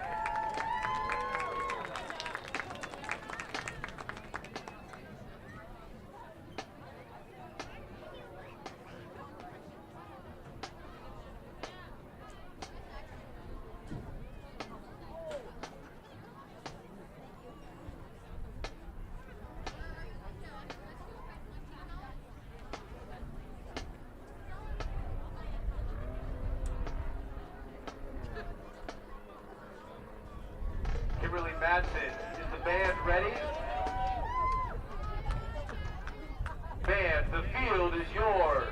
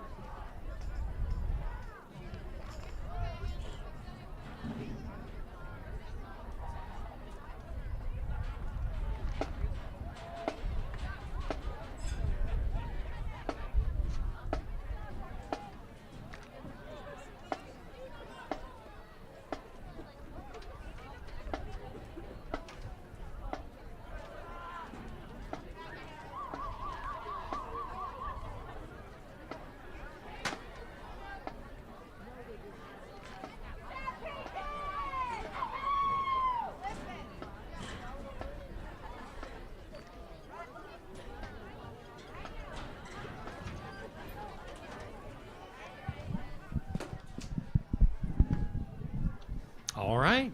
All righty then. I guess that's the end of halftime.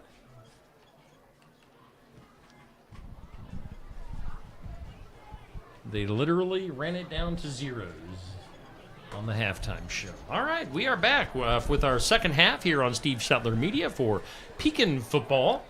And before we go any further, guys, we have to give a shout out again for snacks. For snacks. Joy Latcham has hooked us up with snacks here in the press box for the game. What do you call that stuff? Chex Mix stuff? Yeah, like You bunch of random different, a little bit different than Chex Mix. Gotta give it like Joy Latcham spicy mix. Gotta give it some like. It's the Joy Latcham mix. Yeah. Exactly. Yeah. The Joy mix. Mm-hmm. Got some So pretzels, some goldfish, some cheese-filled pretzels, all kinds of stuff. Salty stuff. Yeah. So we thank Joy. She hooked us up with breakfast burritos last week. I had mine and I ate Zach's last week. So, Josh, I'm giving you my bag of the Joy mix tonight to make up for it. So, yeah, thanks to Joy. Thanks to all the folks from Pekin being really friendly to Steve Shetler Media in general this year, covering the Pekin Panther football team. So appreciate everybody's kindness. Of course, appreciate all the support and the sponsors on board for the whole season, which has been a big success for Pekin, obviously. And a big success so far tonight, guys. Josh and Zach, take it over. All right, well, we will start the second half. Pekin will receive the second half kickoff when they get back on the field, leading 44-0. Continuous clock rules are in play. And so, yeah, obviously all one-sided there for the first half with Pekin starting 3 plays in, got a safety, and then followed that up with a touchdown, and it's kind of been in complete control of the game. And I don't know this for sure. I'm speaking out of assumption, but I'm assuming that Coach Weber he's kind of done some things that I think is just kind of his foot's not fully on the throttle in this game, knowing that the competition just quite isn't to the level that he's there. But there's been some things too in the first half with the starters that I'm sure he doesn't like, and wouldn't be surprised if we see a few of them out here in the second half just to clean some of those things up. We've seen Will Adam, he threw that pick. He's botched a couple of snaps. He slipped and fell, so not the cleanest of games. That's not the way you want to end your regular season heading into the playoffs. But so we'll see what they do here. Nonetheless, as I said, Pekin will receive the opening kick. Riley Smith and Robert Brown back deep. Kicking will be none other than Hayden Cantrell, the punter with the play of the year for Louisa Muscatine in the first half. His kickoff is a pop kick that hits about the 25-yard line, picked up by Riley Smith, and he just downs it. Riley Smith fields the punt to the 22-yard line and took a knee, and that's where Pekin will start their first drive of the second half.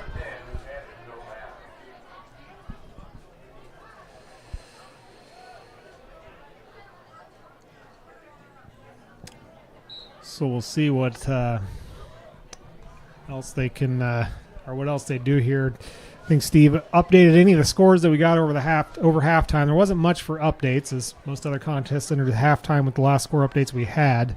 Sigourney Kyoto with 60 points at the half. 60 at the half. So in complete control there. They locked up their district championship last week.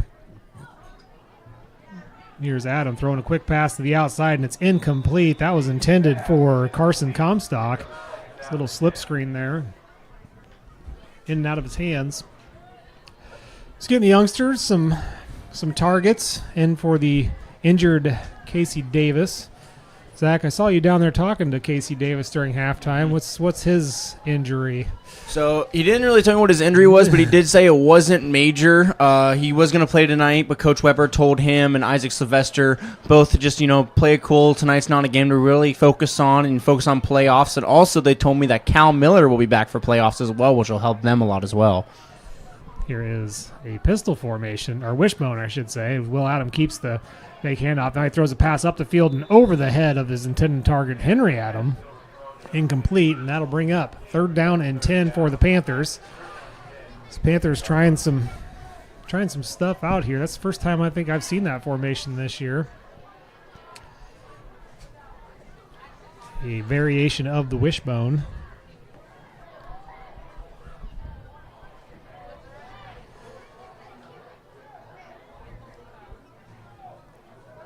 as they'll come up to the line, normal set again. 3rd and 10. Adam takes a snap, rolls to his left. Looking downfield, now he's just going to tuck it and go. He tries to make the first man miss, but falls to the ground. Will Adam unable to convert, and that'll bring up 4th down and about 8 for the Panthers.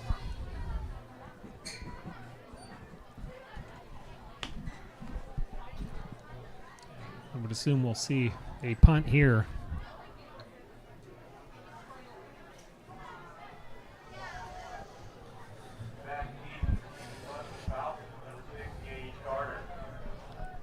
Be a punt from Pekin. Gage Carter for the Falcons stands at his own 45-yard line.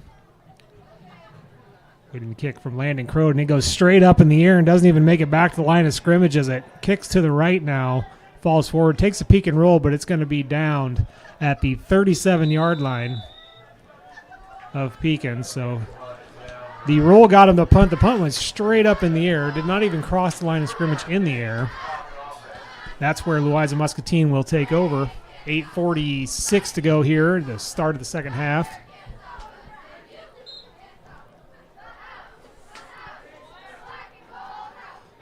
Just checking to see if we got additional numbers out there for Pekin. We do not.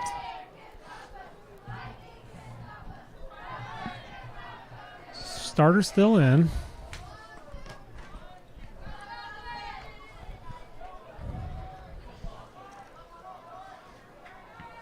As the Falcons come up, twin receivers on either side. They're down and out of time now on the play clock. As they were hurrying up, I peeked over and saw it tick to 0, so there'll be a 5-yard penalty on the Falcons. Coach is upset with his players, but I mean they change of possession. It took a long time to get that play in.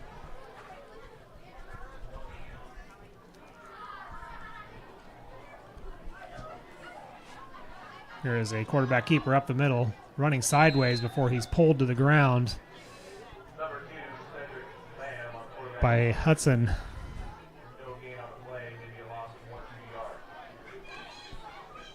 And he will lose a yard, so it'll make it a 2nd down and 16 now. In the early, or well, I guess about halfway through the quarter now with the continuous clock. Kind of like what you were talking about earlier, though, Josh. You know, this game is kind of confusing because you either, you can focus on the mishaps and the stuff that you're doing wrong for Pekin, but also you want to be careful not hurting those players either, because it's just one of those weird things that they have to look out for. So I really wouldn't expect all the, starters to be out there much longer. There is Lamb with the pass attempt. He's going to be sacked in the backfield. See who got there. I believe that was Alton Williams that brought him to the ground.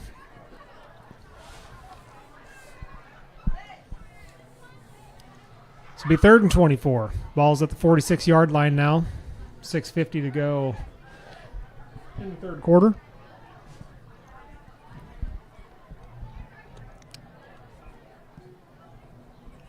As the Falcons still taking a very long time to even send the play in, down to 15 seconds on the play clock. And Lamb just running from coach's grasp up onto the field.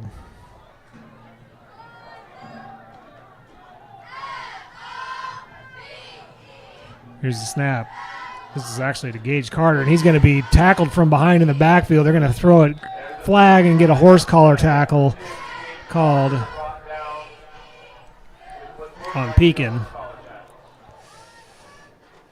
Very obvious penalty there.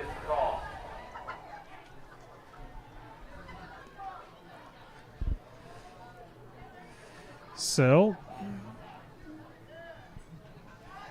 let's see what that. It was 3rd and 24, so it'll still be 3rd down. Much more manageable though.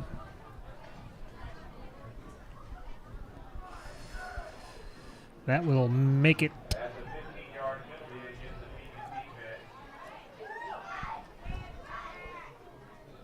Oh, 3rd and about 4.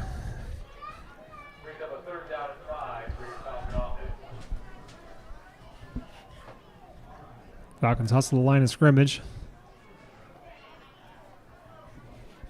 Play clock inside 10 as they shuffle around at the line. They send a man in motion. They're going to send it to him on the jet sweep, and he's going nowhere.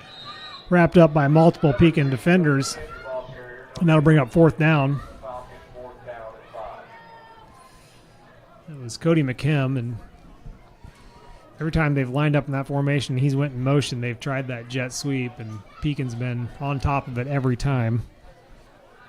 So that's certainly not going to work. 4th and 5, balls at the 31.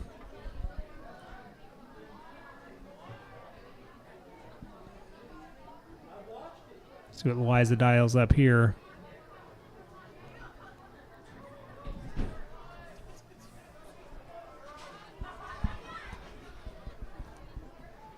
Twin receivers on either side. Pass attempt is lobbed up in the air again to the tall tight end and nearly intercepted this time by Robert Brown. That was actually intended to Noah McCleary, 6'3" tight end. So the jump pass is this time well defended by Robert Brown. Just waited and high-pointed that ball and knocked it away. And Pekin will take over on downs. 1st and 10, they'll have the ball at the 32-yard line. Their own 32. 4 minutes, 30 seconds to go here in the third quarter. And Pekin already up at the line of scrimmage, ready to go. Glick is to the left of Will. Riley Smith, the lone split out on this side. Robert Brown and Comstock on the far side. Direct snap to Glick. He's going to run to the near side. Cuts upfield at 35-40, and he's got a lot of green grass in front of him. He looks like he stepped out of bounds. They are going to whistle it dead. So the defender for Louisa Muscatine able to get Glick to stepped on the line at the 42-yard line of Louisa Muscatine. Otherwise, he was off to the races. So it'll be a 1st and 10 for Pekin.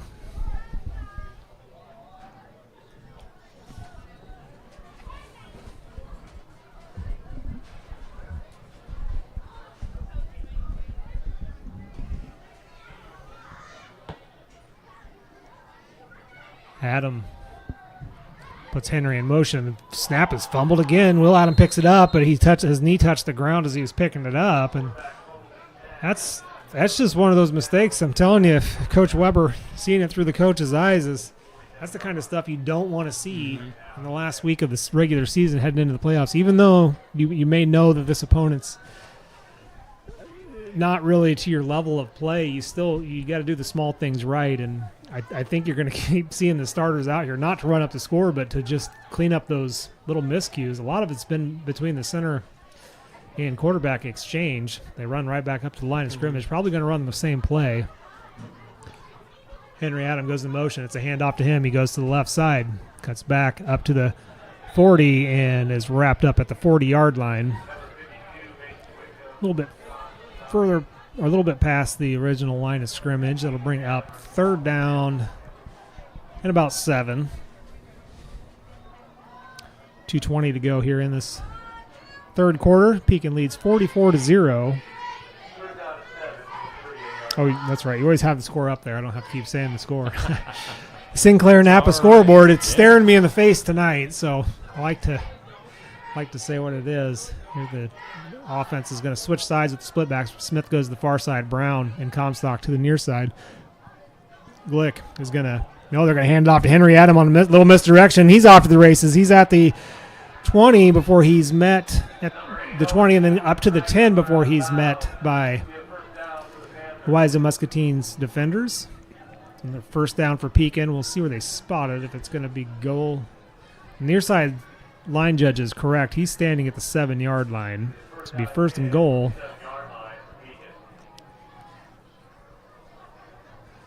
One of 30 to go here in the third quarter.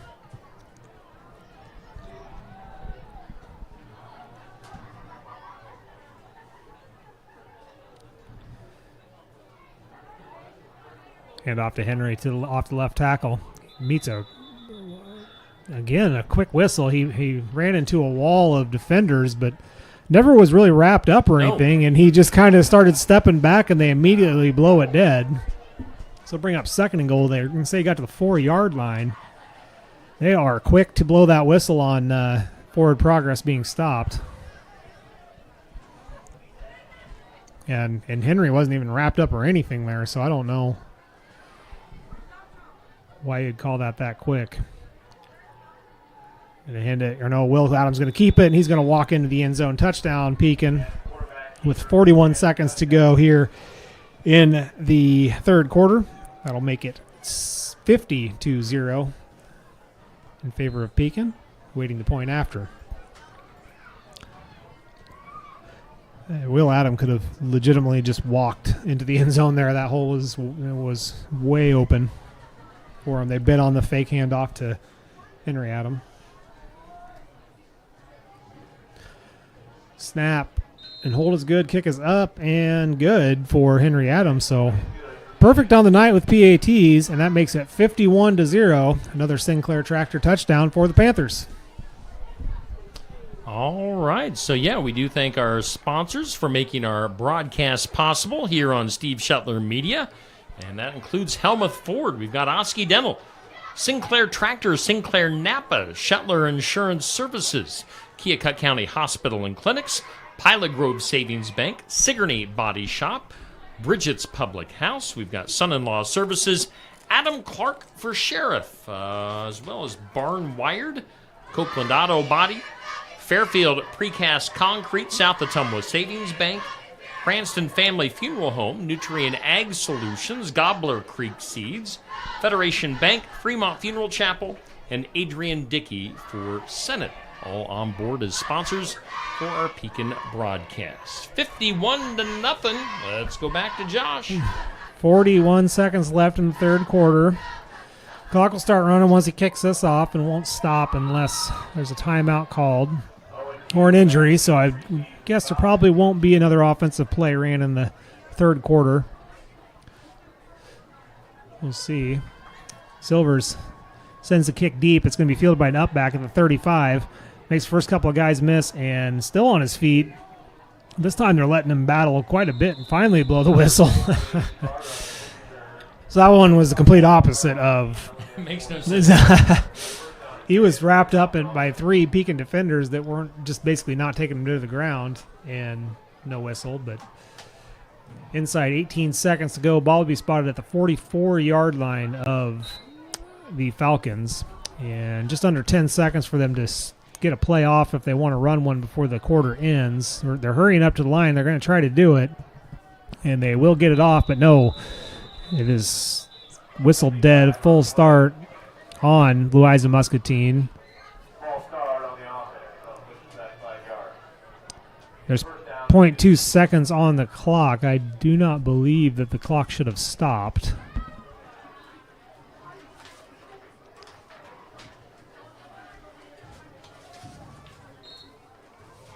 And there they ran the last 0.2 of a second off, so we'll head to the fourth quarter with Pekin leading 51-0.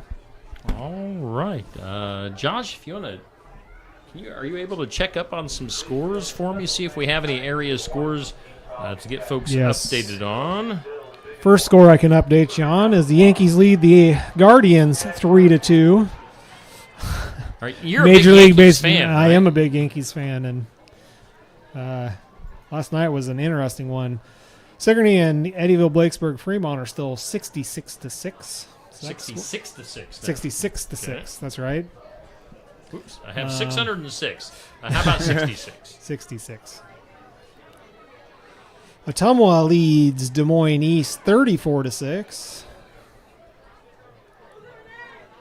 One game that we've been tracking that's been pretty close is North Mahaska and North Tama, and currently it is 12-8 in favor of North Mahaska in the fourth quarter. So a tight one there. And I'm going to get into this as we start the fourth quarter too, but that game could have a lot of weight on who Pekin faces in the first round of the playoffs. Let's see here. What else do we got?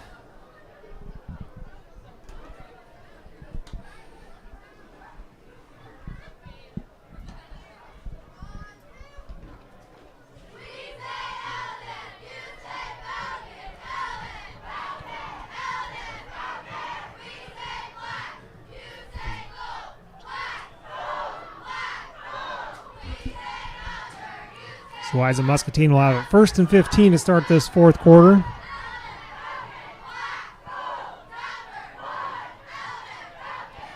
In their tight formation, they're going to pitch it to the right, and in trouble in the backfield is the running back. He'll go down for a loss. A second down and long for the Falcons. Saw that Pleasantville was up on Cardinal 56-6. Cardinals had a tough season.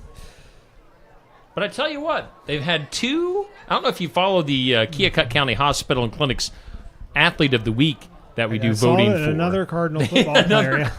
You know what? I mean, the Cardinal fans still have a little gusto left in them. The last 2 weeks, Cardinal football players have been our Athlete of the Week. So congratulations to them. 2nd and 16, balls at the 37 for the Falcons in their tight formation. They're going to try hand up the middle, and it's gone nowhere after the ball's ripped out by Glick, and he falls on it, and that's a turnover for Nolan Glick. And I'm going to say with that complete rip the ball out of the running back's hands and recover the fumble, plus his 3 or 4 touchdowns. I don't know, Zach. I think he's our Daisy Doo landscape player of the game. We don't have much time left. 10 minutes on the continuous clock. So Nolan Glick has had 3 touchdowns tonight, and again, that play right there, he's a big key aspect to the player of the game. But also, we got to look at some aspects too that he's had. Almost every single drive that he's had that they have not scored on the first play in the first quarter, Nolan Glick has had at least 2 carries for at least 10 or more. So yeah, he's been a stellar player so far. Getting some subs in. Landon Crow off to the left side, and he makes some tackler miss, and he's off to the races down to the 10, going to get tripped up from behind inside the 10-yard line. It'll be 1st and 10 for the Panthers. And that was Landon Crow. Riley Smith in at the quarterback position now.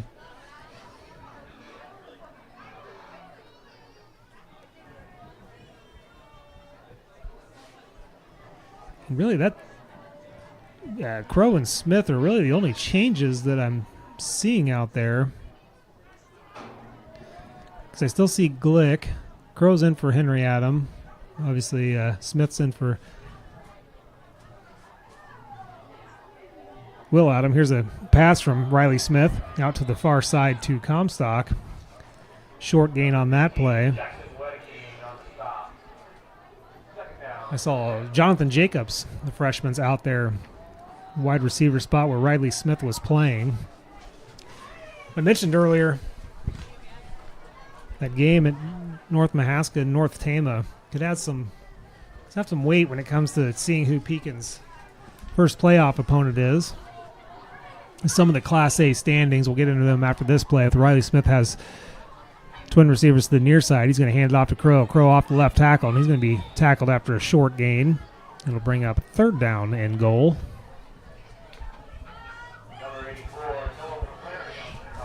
North Mahaska's in Class A, District 6, with Madrid, Mount Ayr, Wayne, Linville Sully, and North Mahaska. North Mahaska is currently at 3-4. Linville Sully at 4-3 for the battle for the 4th place position. And then the top 3 spots are all 5-2 between Madrid, Mount Ayr, and Wayne. Of course, Pekin will play a 3rd-seeded team, so a lot of shakeups could happen in that one.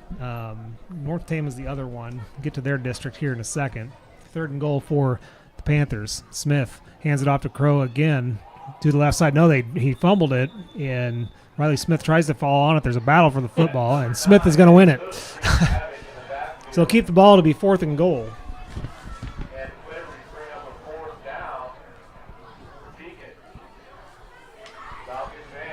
So North Tama, they're in Class A District 3.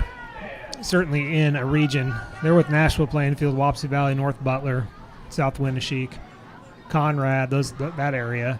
But with a win tonight, North Tama would move themselves into the 3rd position in their district. So both teams with a chance to play a number 2 seed in the playoffs. As Pekin lines up to go for it on 4th and goal, Riley Smith has got Landon Crow to his left. Snap. Hand off to Crow to the right side. Up the middle he goes, powering his way down. He's going to be short of the goal line. That'll be a turnover on downs on Pekin. That's where Louisa Muscatine will take over. 7:06 to go in the game. Pekin leads 51-0. A few other districts to look at. District 4 is another one that kind of has some of those schools that aren't too far away. Right now, Bellevue and Starmont are playing each other. The winner will be the 3 seed. The loser would be the 4 seed. So that would be another possible opponent. Bellevue, Starmont. You could look at North Tama, maybe North Butler.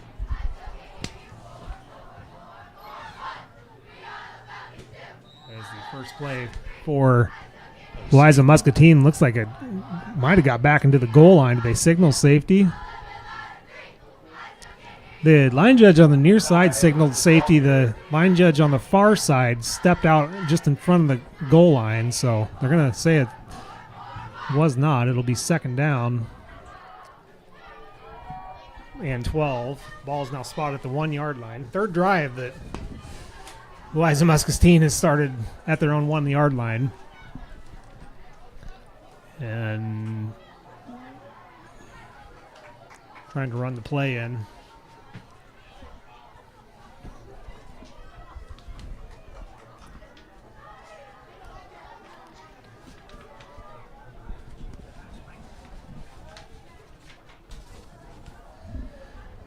In the tight formation, they try to run it out of the hole to secure the safety, and it looks like the ball carrier falls forward for a small gain. Give them a little bit more room, maybe back to the original line of scrimmage. Maybe just past it. It'll be 3rd and 10 now.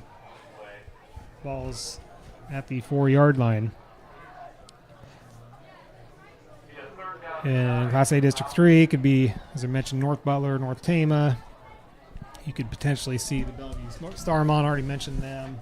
Linville Solely is a possibility, as well as Wayne or North Mahaska. So those are some of the possible opponents that could make the trip to Pekin next week. Again, we'll find out.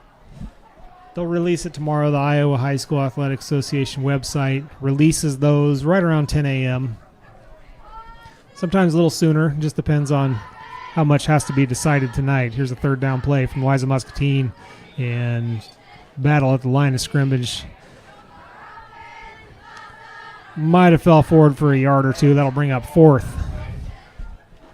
and 8 for the Falcons. And this is the spot where we saw the botched snap punt for a pass from the punter, who is a lineman, to another lineman. And then they ran the play scripted after that. We'll see. Yeah, every single punt has been interesting tonight in one form or another. Cantrell stands in his own end zone. He's kind of anxious, like he's got something up his sleeve. We'll see. He takes the snap, and he's going to throw it deep. And coming back for the pass, but goes through his hands. Pass was intended for Cody McKim, and they actually had it. McKim just dropped it. Cantrell threw a great pass, went right through his hands, right on the sideline, back shoulder throw. And Pekin will take over at the 6 yard line, but why not? I mean, it's 51-0, and we're at 3:20 to go here in this one. 1st and goal at the 6. Now we got a host of subs in there. I see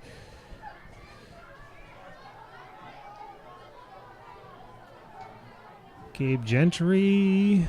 Smith is going to take the snap. He's going to keep it himself. Runs up the middle all the way in and scores.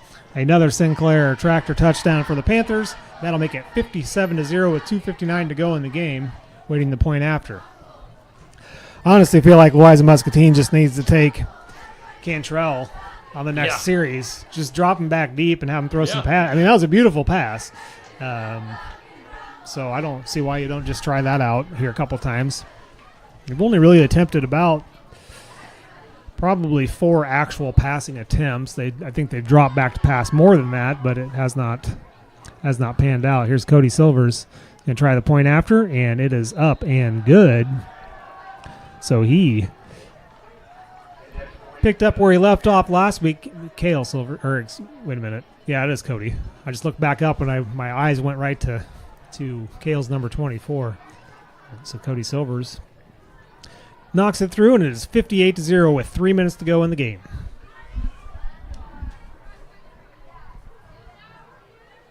Sorry, I was entranced by something else there for a second. I see what you're looking at.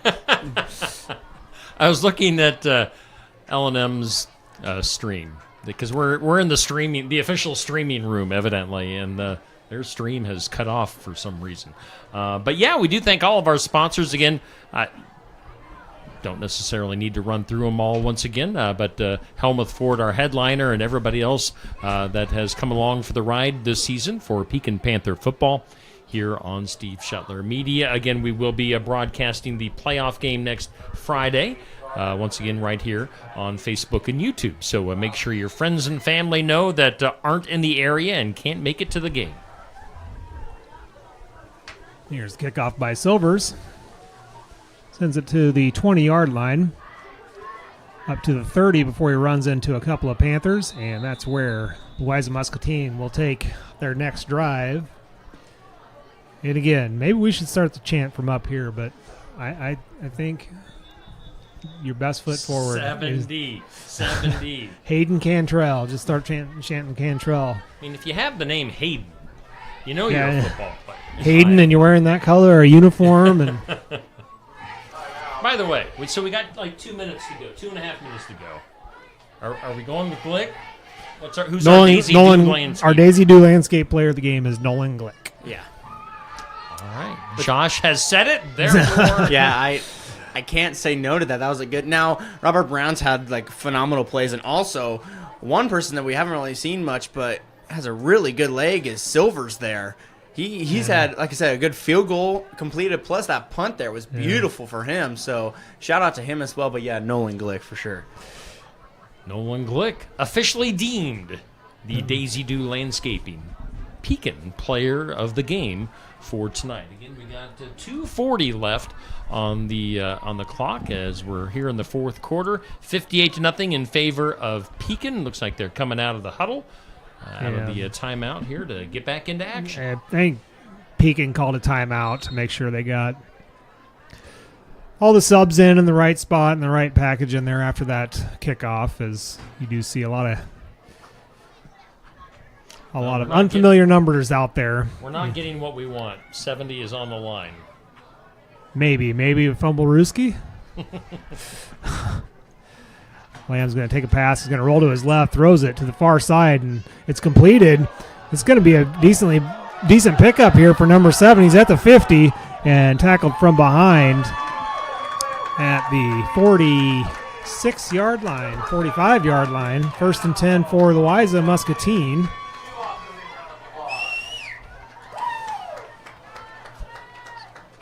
So they're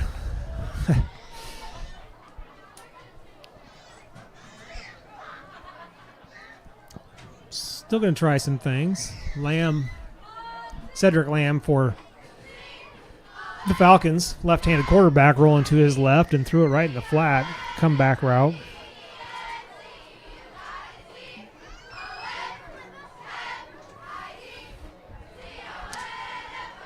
As now we'll get another spread formation here.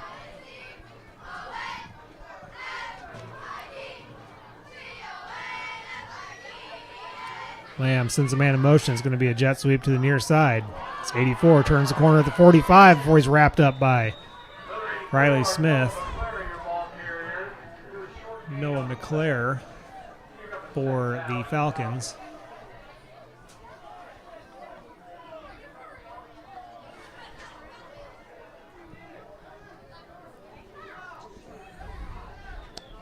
Over on the MLB side, Giancarlo Stanton just hit a 3-run home run, so that's good.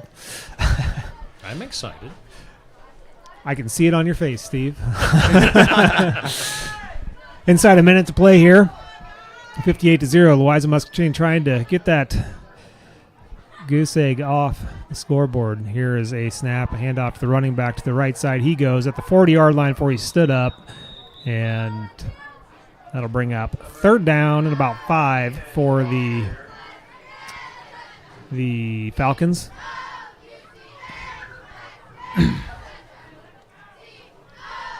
Falcons trying to hurry up. Inside 30 seconds to play here. The play clock is is where you off. should give it to 70 and let him heave it to the end. Yeah, Absolutely. Give it to Cantrell and let him go. Let him rip, Tater Chip. Instead, it's going to be Lamb. He's going to drop back. Throws deep, left side, and this is just floated out there, incomplete.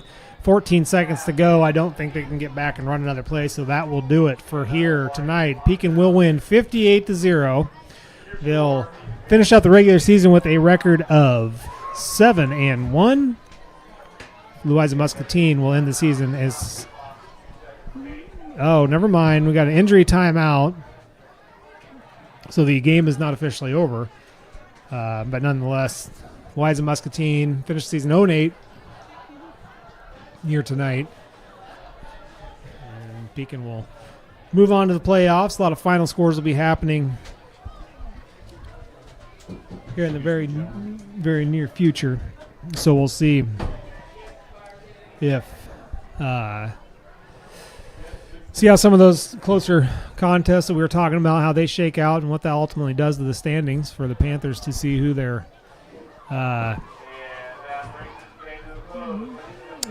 opponent is. And there the coaches just talked and decided just to run the last 2 seconds off the clock. So it does go officially final with the final score of 58-0. The young man's still on the field, so I think that is Lamb. It is. He hops up now, so he seems to be all right, and we are final here at Louisa Muscatine.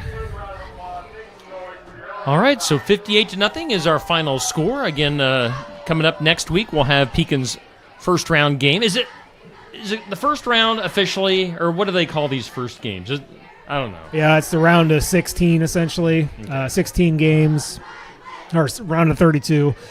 16 games, 32 teams, but yeah, it's the first round it is the first round in Class A. Okay. And then you got second round, and then third round, and then you get to semifinals, then or quarterfinals, or then the championship round, and then So you got 5 games total that you would have to win to be champions, right? I'm just picking your brain right Yes, now. You would have to 5 victories to be the champion, and I'm pretty sure, I'm not 100% confident on this, but I think if you do make it to the Dome, which is your semifinal, first round, for the semifinal games are all played at the Unidome in Northern Iowa, and then the championship round. So, yeah, the first 3 rounds though are at host facilities, and the way it'll work from here is we'll find out who their first opponent is tomorrow, and then after tomorrow or after next Friday's games, the winners, they'll put them in pods of 4. 4 teams that essentially play a mini tournament to get to the Dome. Winners move on, losers go home type of thing, and yeah. All right, so that'll wrap it up for our broadcast tonight. Again, Nolan Glick, our Daisy Dew landscaping player of the game. We'll give them some love on the screen there. We thank Daisy Dew Landscaping for sponsoring our player of the game. And otherwise, invite you to tune in tomorrow morning, 8 a.m. for the sports section live from Brothers Market. We'll have Pekin coach Clint Weber starting things off at 8 a.m. Hall of Fame coach Bob Howard in the middle section of the sports section, and then wrapping up with SK's Jared Jensen. So that'll do it for our broadcast tonight. We thank you for tuning in, and we'll have first round playoff action next Friday here on Steve Shetler Media.